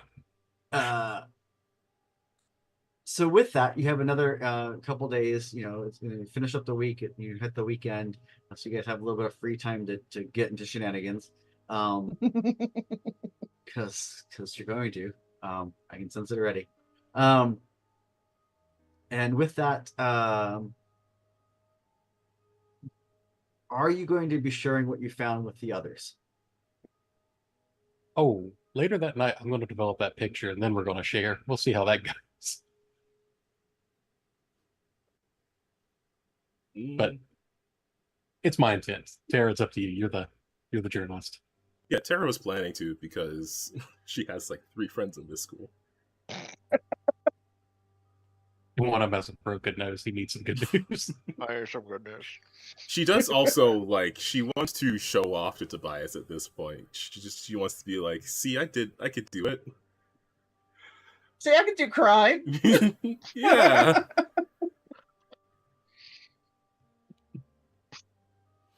Yeah, she wants Tobias to think she's cool. He's got that dreamy British accent, so Well, then she definitely wants Tobias to think she's cool.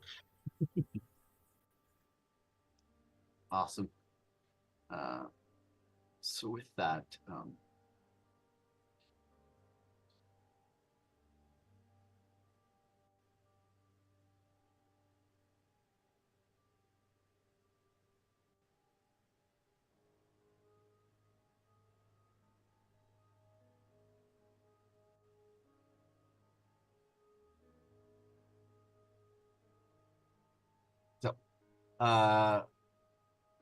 we're gonna cut to the group of you meeting. You have a chance to chit chat a little bit before you have time to go develop those pictures, because you have to. Yeah. Yep. There is a dark room on campus for the photography in the arts building, but you have to schedule time and some other stuff. So it's not like you don't have a key to automatically go do it anytime you want. So, but you do, you get on the web, there's a student hub. You get able to get on the student hub and schedule time. And when you schedule time, assuming that there's an opening, it sends you because it's actually got an electronic lock on the door.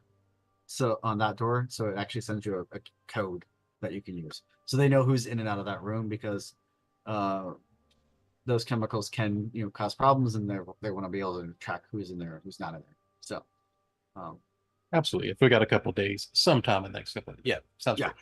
So yeah, you're able to schedule something the following day. You find a window that you can go over and do it. So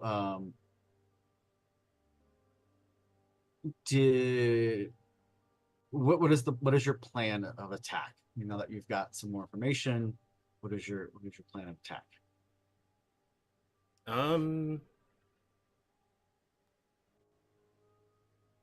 Other than showing Tobias and Dee the information, or just letting them know what we found, Tara is probably going to try to follow up on those old photos once Nicholas's photos are developed, so that she can use them as reference.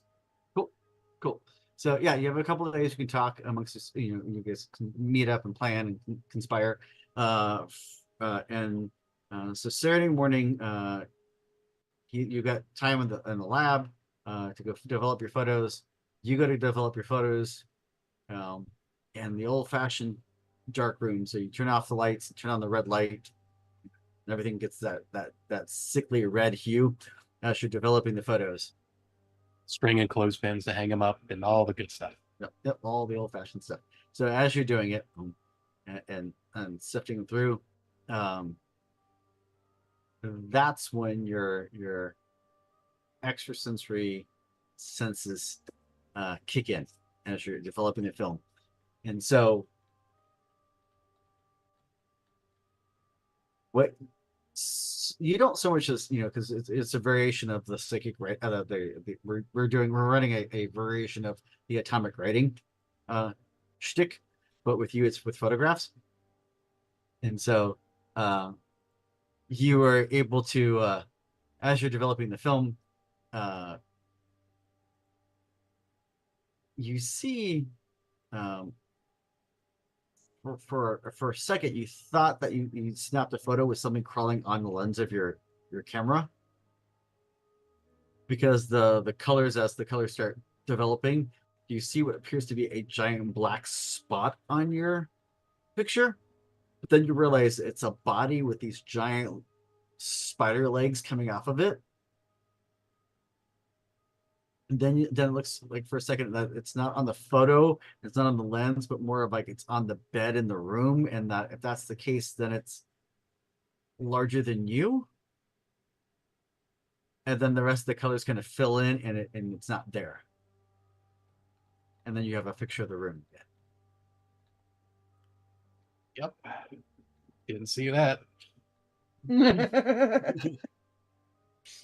Develop the rest of them, and we're going to try and get that one out of the memory bank, but it's going to be there for a while. But I'm going to hold on to that tidbit for right now. They'll not become with the report of here's our clues. But yeah, Nicholas will seem less enthusiastic about our current investigation, but that's okay. Here you go, Tara. Here's all the pictures of her pictures and the product, and yeah, got it. Perfect. Was it Betsy's bed that it was on? Yes.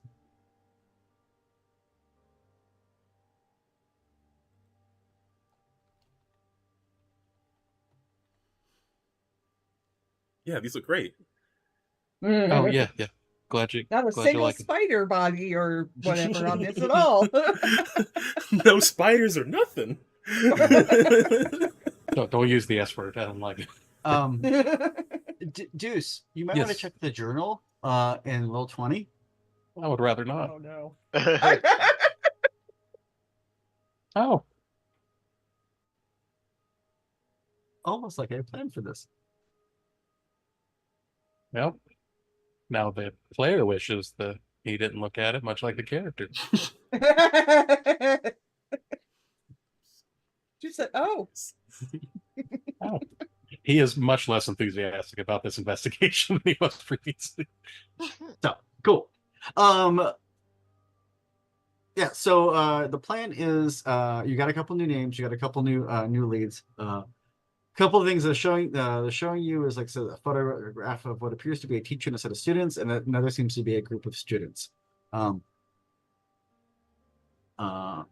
And some photos that were snapped of journal pages and stuff like that. So some of it's handwritten, some of it's and stuff. So you're kind of like trying to get better looks at it, and you're zooming in, like looking at the photos and then taking your camera to zoom in a little bit.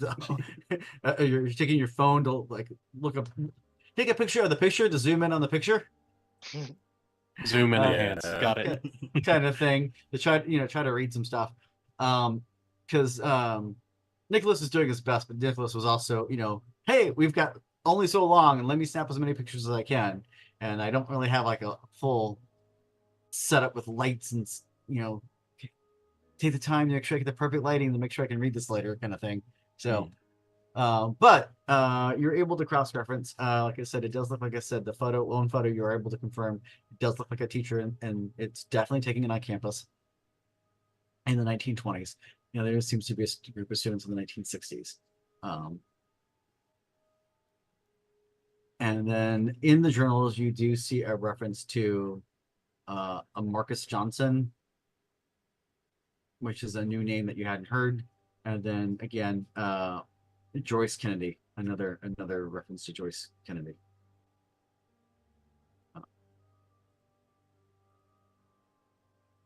Okay. Looks like we're doing some searching. they have old. Is there like a Alumni books or yearbooks. yeah, like old yearbooks in the library or anything like that, or even online? Hell, they Yep. put shit like that online all the time now. Yeah, you have a really awesome state-of-the-art, multi-storied library that's just packed full of stuff. But you got to use the microfiche. To the library. Fish. Fiche. So, Man. yeah, so you're able to make your way over to the library. You have a rough starting point, and you're able to start The going through. 20s and the 60s. Nothing happens in that. 40 years. So,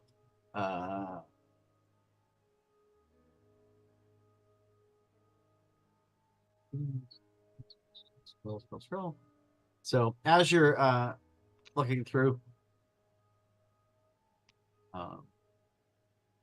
you do see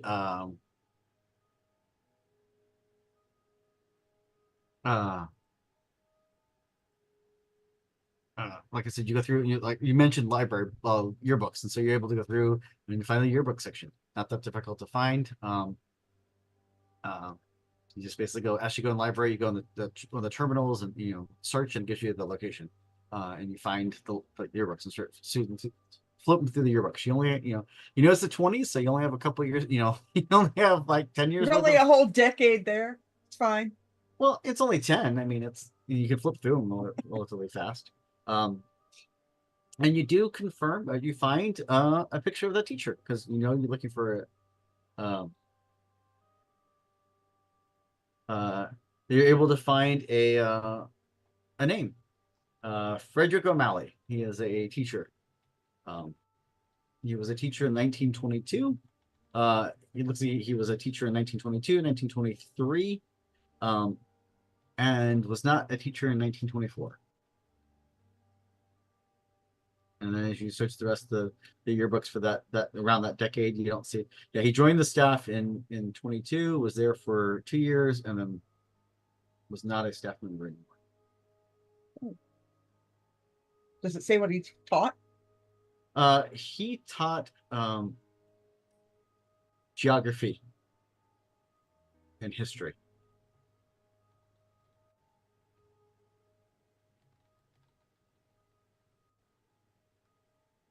Interesting. You're able to quickly look, if you really look him up online, you're able to find a little bit more information about him. He was before joining staff, he was a teaching assistant at Miskatonic University.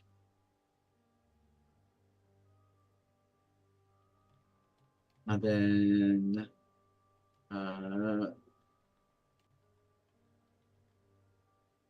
and would we know where Miskatonic is, like It's in Arkham. location wise? Yeah, it's in That's what I Arkham, thought. a couple hours away. Mhm. And then you have that name you can look up. Does someone want to I'll make do me a research test? Sure. I got this. No. I do have bookworm, so with a university level library such as this, I have the investigation focus at the +1. Woohoo. So is it intelligence? Yes. So +3 to this. Or go ahead, sorry. Oh, I was just gonna say that I have research, but If you are, we'll go for it. Yeah, you can roll as well. Yeah, do it. I might have multiple things to sell. Research project. 15. did it? Oh yeah, I did. 11. Cool. So yes. So you're able to confirm with your 11, you're able to confirm that. Sorry, referring to my timeline.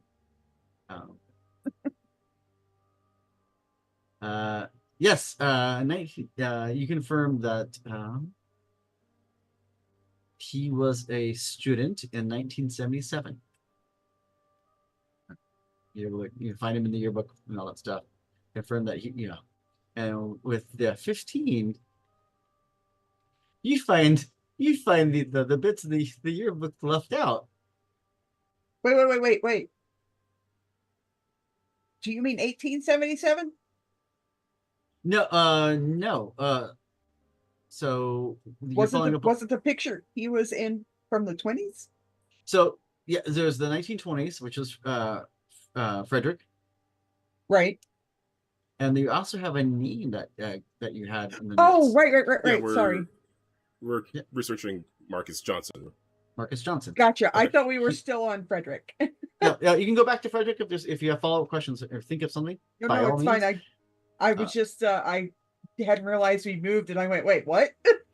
And so Marcus Johnson was a student. He was a student in 1977, 1976 and 1977. 1977, he was a sophomore. In 1977,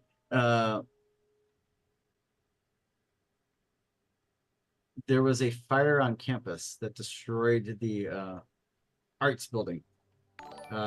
Marcus is believed to have died in that fire, along with 6 other students. With a 15, I'll actually say that you find a from a small,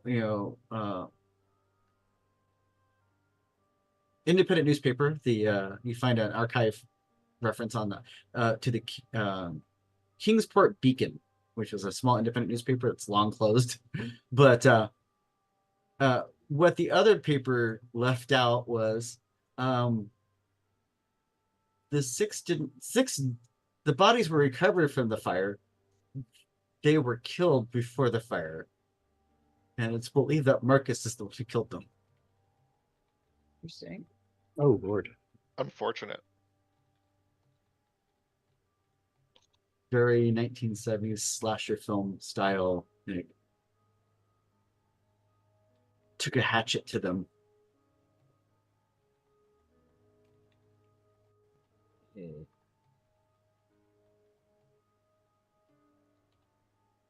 And there's a whole thing about the dean refuting the stories and it's a school cover up and blah blah blah, and his parents were well off from oil folk from Texas, and therefore they used their money to cover up the fact that their son did this atrocious atrocity, yada yada yada, and therefore to avoid a scandal. According to like I said, the independent newspaper of the 1970s, that doesn't exist anymore. So, is it accurate? This one guy. Is it accurate? Maybe, maybe not. Does it not exist anymore because it was accurate? If it's in the paper, it's got to be true. Yeah. No. I'm going to go pull 1976 and 1977 yearbooks. See if I can find a picture of this kid. You sure can. Yep.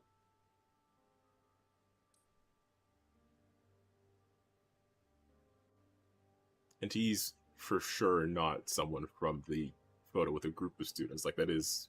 Yeah, you're able to quickly tell based on the way he's dressed and stuff, because there's a couple of photos of him in the shot. Unless that one photo you have is a throwback, the other group is just much more in the 1960s. Big hair, big glasses, bell bottoms, whereas he is the couple photos he's wearing, a t-shirt, jeans, or the shorts with the high socks going up to his knees with the little colored bands at the top. He doesn't look familiar, right? No. Okay. See, because I don't know my roommate's last name. But I know his first name is Marcus. Yep. Yeah. Just checking. For good or for bad, it's a common name. So Yeah. I'm just checking. Just checking. I don't think I want to be in a room with a ghost.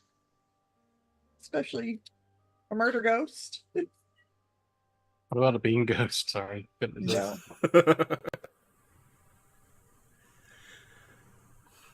All right, I guess we got to search for the 60s now. We don't have any names on this one.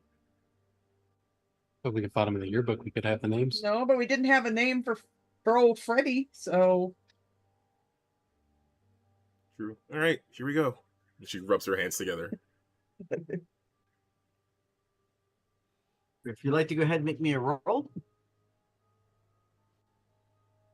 Tara's having the time of her life. She has to look at books all day. Wow. 18. Should I be rolling intelligence or perception? Intelligence. Okay. Hey, That's a good number. it's not a 5. That's a really good roll. 13's not nothing to sneeze at. I mean, I also got a 13. Tara also got a 13, and Tara got a 13 and she studied. I got an 18. Deuce is rigging his dice. Apparently. and Deuce got an 8. Was that your 18, Deuce? 18 with 4 stun points. Yeah. Yes. So Just roll better. so you guys are flipping through the yearbooks trying to find out who these people are, and you find a yearbook from 1964. Sorry, 1968. Sorry. Yes, 1968. Very much during the height of the the summer of love, hippie movement, all that stuff. And you find the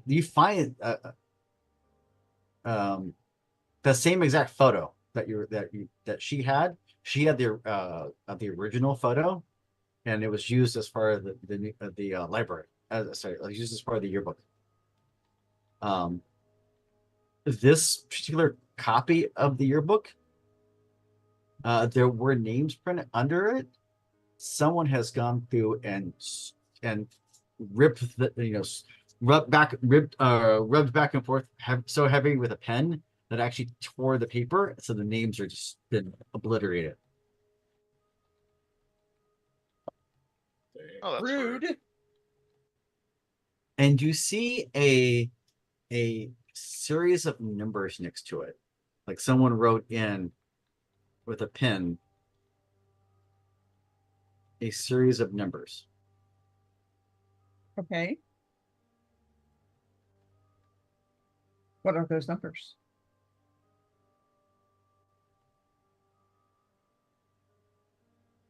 Three, 2, 3 dash 5, 2. 323-52.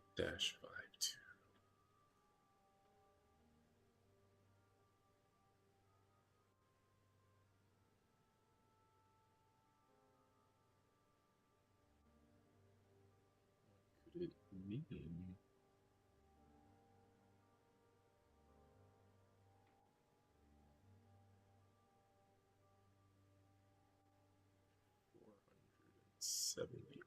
I don't know.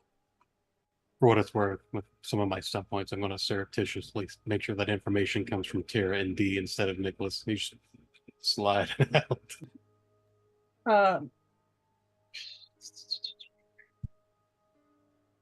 Think Could it, 1960, the late 60s might have been when one of either my dad or granddad went here.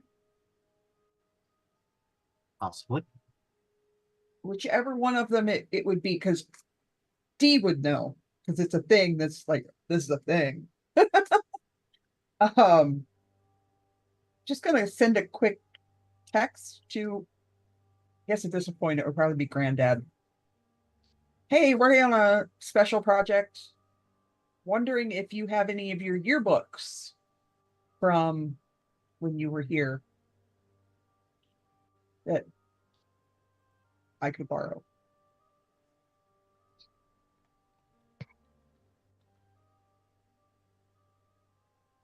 And then A little while later, you get a text back, possibly in storage. have to check. Have the staff check. Duh. Why don't you come visit me anymore? Your grandma misses you. it's called the help because I need something. Make them work. Exactly. Jonesy, could that sequence of numbers be Dewey Decimal for the library? Could be. Do we even This use Dewey library Decimal still at this use library? Dewey. That's what. I mean, old libraries did. Yeah, I mean, Just because they don't use a paper card catalog, the decimal system is still widely used in most modern libraries. Fun Oh. facts. As you think about it, you look around and you look on the shelves near on some books nearby, and they all have the little plastic and paper. Yeah, could easily be a due decimal number. Could we give that a shot? Let me go searching. Sure. What do Just I use need? the electronic card catalog. I'm almost scared now. Oh yeah, we could just use the auto search function at the library. I don't need to use my brain. Oh. Yeah, you're able to go to one of the stations and type in the number, and there's a book in the social sciences section. Ooh. I'll go run and grab it. Or if I can't find it, I'll ask for a library.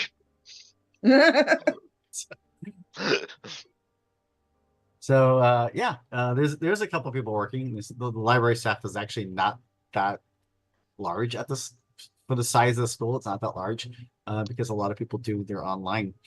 The library is actually not used as much as it should be. But yeah, you're What able books, yo? Someone put it out Wikipedia. What's up? So yeah, you're able to go to the social science section and you're able to track down a book about um, indigenous tribes of New Guinea. And it was written by Frederick O'Malley. Oh my god.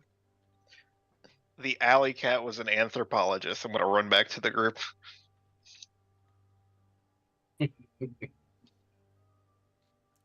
Tara's gonna start flipping through this book, looking for another code.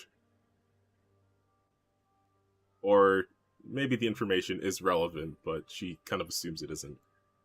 Yep. You start flipping through the book, and yeah, and you flip through the book, don't find anything, until finally you pull out the card out of the back of the back pocket. The old checkout cards, because they still left them in. They never bothered to take them all out. Wow, that would take so much man hours. Yeah, it's just not worth it. Like, Yeah.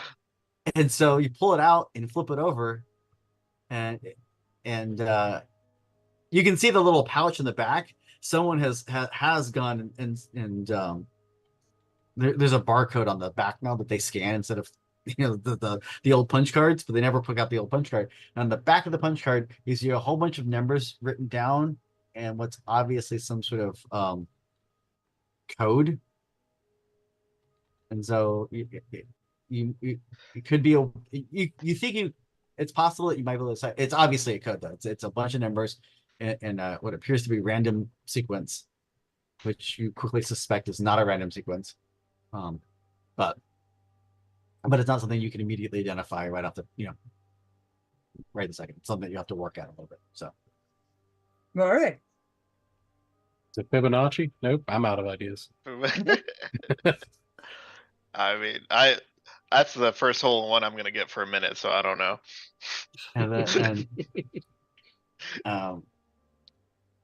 And at the bottom of the card, so at the top of the card is a bunch of numbers written down. On the very, very bottom of the card, you see written, "It's happened before, it'll happen again." Fool me thrice, that's a pattern.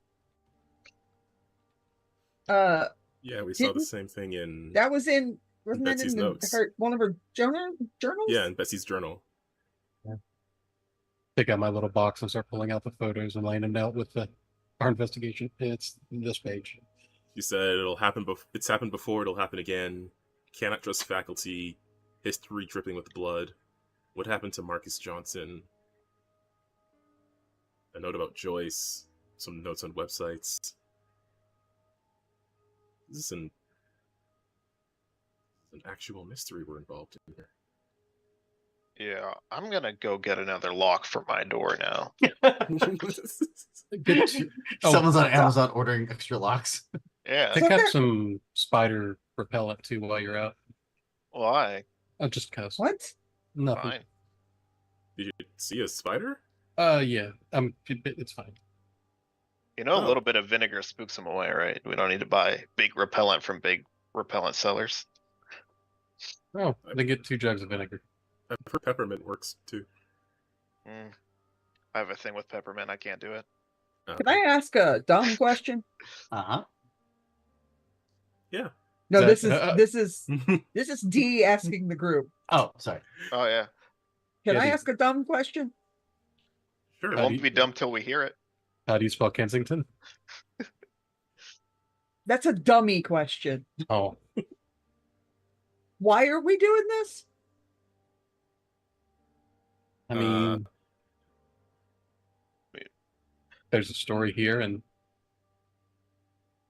Tara could get her birthday break.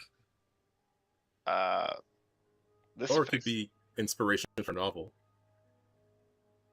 I just What have if it's baggage. inspiration for us being next? What are you worried about? You broke my nose. I bet you can break a neck. I'm gonna reach over and flick him in the nose.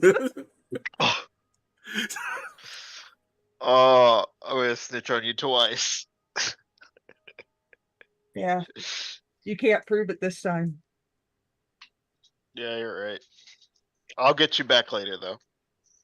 I mean, Uh-huh. what if it does come for one of us? At least if we figure out what's doing it, then we can maybe prevent it Wait, from wait, getting wait, us. wait. Rewind. Huh? What do you mean it? I mean, whatever's going on. Sorry. Yeah. Can I have that book back? The- the Tribes of New Guinea one? Yeah. I'm just gonna stare at Nick for a bit. Like Is there anything I- under spiders in the index for this book? I want to hit the big red button in the. He is not Staff meeting your room? gaze. He's just occasionally he'll look, see you're still looking at him, he'll look down and just look back to his photos he's arranging. We're just not gonna make eye contact right now. There are no entries on spiders in the book.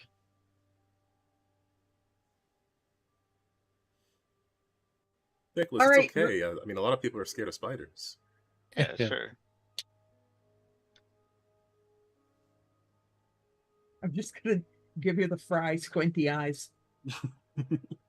Don't work if And I'm not be like- looking. Okay, look. So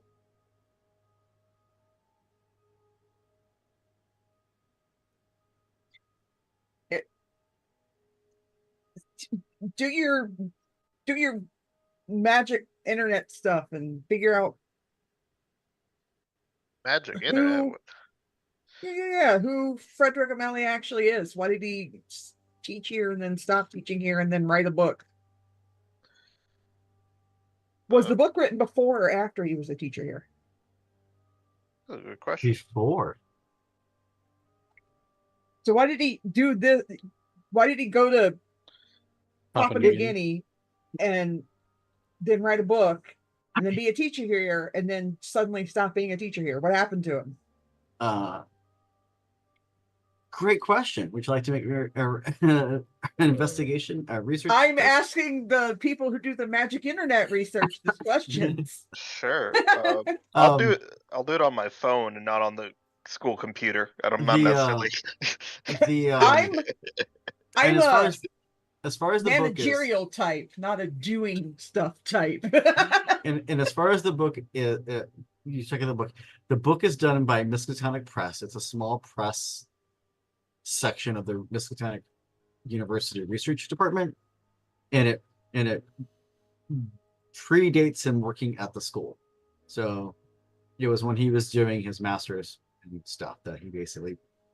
So he wrote the book, then became a teacher's aide there, right? And then came here. He was a teacher's aide there while working on the book and during his Gotcha. doctorate and all that stuff. So yes. Man, the search history on this computer is going to be amazing. Mm. Yeah. 16. Don't do it on the computer, Nick.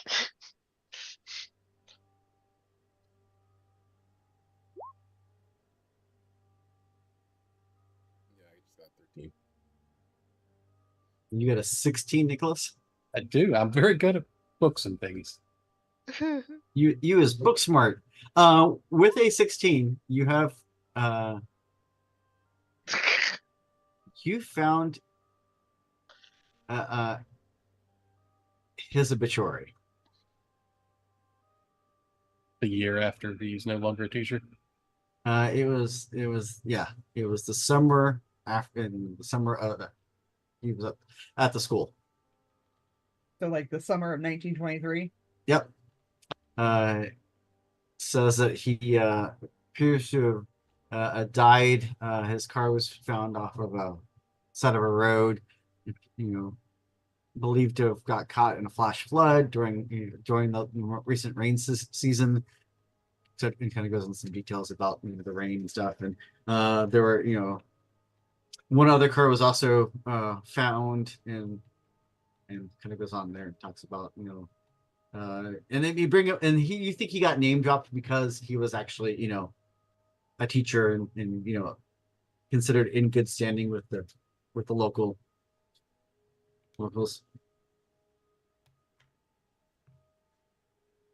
How old was What a he? weird hunt. Oh, go ahead. Sorry.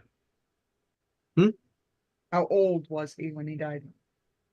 He was in his 40s. It's just a weird, because I'm curious. Mhm. See if the Kingsport Beacon was in publication, if they covered the wreck too. Just seeing if there's a different version of the Take on it? story. Yeah. Yeah. Um, It may not have been around that early, but and you just 15 with a no 15 16 16. 16. It looks like, and so you double check, it looks like the beacon was started in 1940s. Okay. Yeah, It's just old. the founder of the Kingsport Beacon was a rural correspondent from in the World War II, and then afterwards he came and started a small local press and newspaper in Kingsport when he returned home. Gotcha. Um, Just figured I'd check if there was an there's a little alternate account. yeah, there's a little a biography about him where he basically talks about it mentions that he got wounded with had a bum leg, blah blah blah, and so basically kind of alludes to the fact that he couldn't really go do a factory type job or something like that. So and given his award-winning career as a journalist during the war, it seemed like a natural. Basically, it's a very much a fluff piece about the founding of the Beacon, and eventually he ran it for several years, and then he passed it on, and then to his kids, and then eventually they sold it and it closed.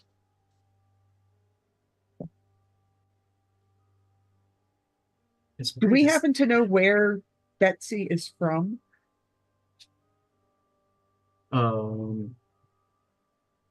You can find out relatively easy. It wouldn't be hard. But no, you didn't. No one's mentioned that she. Her parents lived in Arkham. That's Chrissy's parent. That's Chrissy. Oh, was it? Okay, I am mistaken. Yeah, Chrissy's parents are from Arkham, and Betsy's. And as you find out, you can easily find out. So I'm going to make a roll for it, anything like that. Betsy's folks are from. Well, her parents now live in the Seattle area. Her father is a tech executive in a tech company.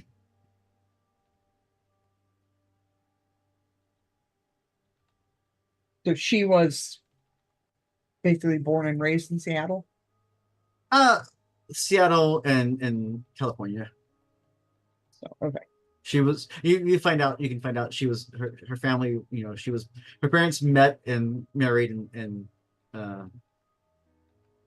Northern California. He was part of the whole, internet boom and then he rose out of that and moved to Seattle and has worked for a couple different well-known tech companies, and now is like a senior executive, C-suite kind of. What is Chrissy's last name? It's basic. Took me a second. For half a second, I heard basic, and that's not accurate. She's not basic, but she's kind of bland.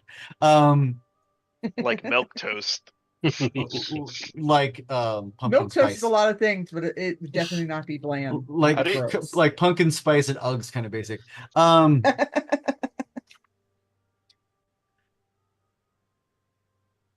Kramer. Okay. Kelsey Kramer, not the I alliteration. just Chrissy it's Chrissy. with a C, and her last Still name's Kramer. alliterates. Every night she'd come home, bust open the dorm room, and just go, Betsy. No, stop it. Just Arkham is coming up a lot here, so Well, I mean, it's a relatively, yeah. I just collating data, as they say.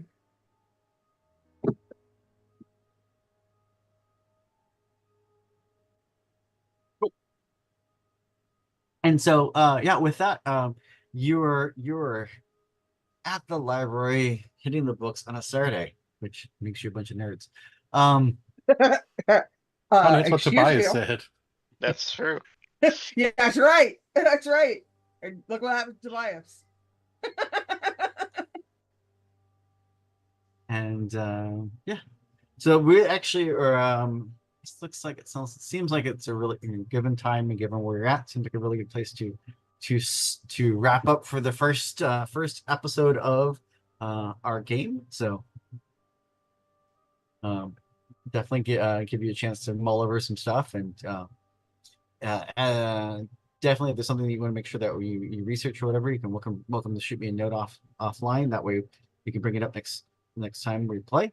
And I can definitely. I would have you know that I already have 7 pages of notes. I did try to warn you that this is going to be, I may have overwritten, but I will Fine, also. I've still got plenty left. I will also say, I plan this to be multiple episodes because I overwrite. So. So I think this is a great place for us to stop for the first night. It was a great episode, in my opinion. Definitely, if anyone, you guys have comments or thoughts, definitely love to hear them. If you're catching this, for those watching at home, if you're catching this on demand on YouTube or the likes, definitely feel free to drop comments and questions and theories. I'm super excited. So with that, we're going to go ahead and wrap up and go do outros real quick. So again, thank you for tuning in. My name is Jonesy. I'm super excited for this game and these people and these players and my friends. And yes, spooky season is officially here. Again, a big shout out to North Foundry for being fans of ours, supporting us and offering that cool discount code to our fans. Also, big shout out to Roll20 for the platform that we use and allowing us all to play, because I'm on the other coast and Calvin's not in the US, so it definitely is awesome that I can play with Calvin thanks to Roll20. So and then also big shout out to Green Running Publishing for Cthulhu Awakens. I love my spooky horror games, and I love me some Lovecraftian Eldritch, but some of the cool things like being able to give players ESP and stuff like that makes Cthulhu Awakens very close to my heart, because it's cool stuff. With that, I'll give everyone a chance to say to make any comments, share any thoughts, and say goodnight. So go ahead and start not with Wiki this time. I'm going to go ahead and start with Calvin. All right. Yeah, I'm looking forward to this whole mystery. I feel like we've got a collection of facts here. We've got to start seeing what fits together, and I'm curious what's on the other end of it. Um, Yeah. so yeah, definitely come back and check this out as we go on through the game. Check out Freedom League Dark, and all of the cool one shots that are going to be coming up in the next couple of months.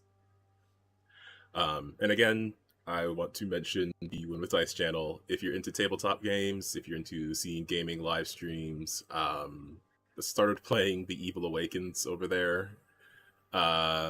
So Within. Oh, the Evil Within. Jeez, sorry, I was looking at the Cthulhu Awakens thing on my screen. The Evil Within. You I can started do a playing that. crossover. You can do a mashup relatively easily. Yeah, probably. I don't know what the deal is in that game yet, but that's probably true.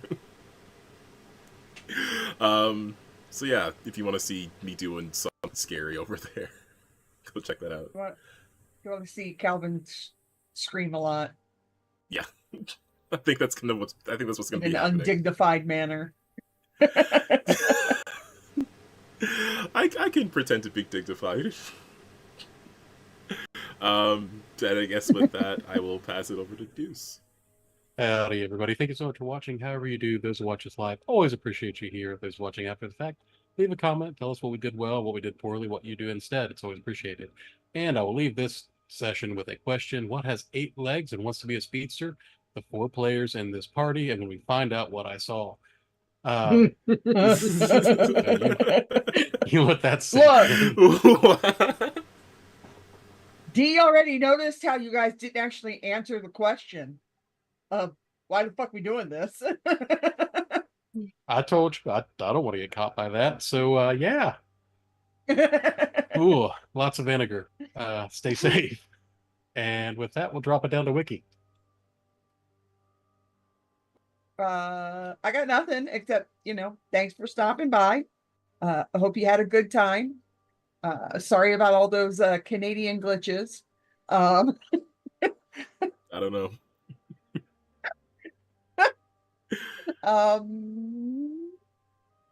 Brian.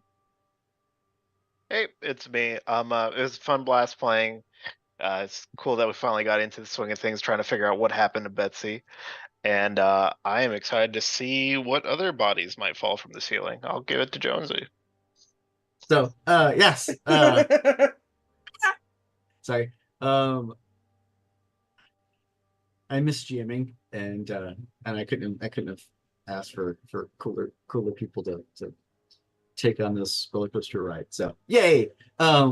So yeah, thank you all for tuning in, and have a wonderful evening. And like, share, subscribe, and do all the internet things. So, All right. I'm Is gonna. it time for awkward Calvin wave? Yes, the return of the wave. Good night, everybody.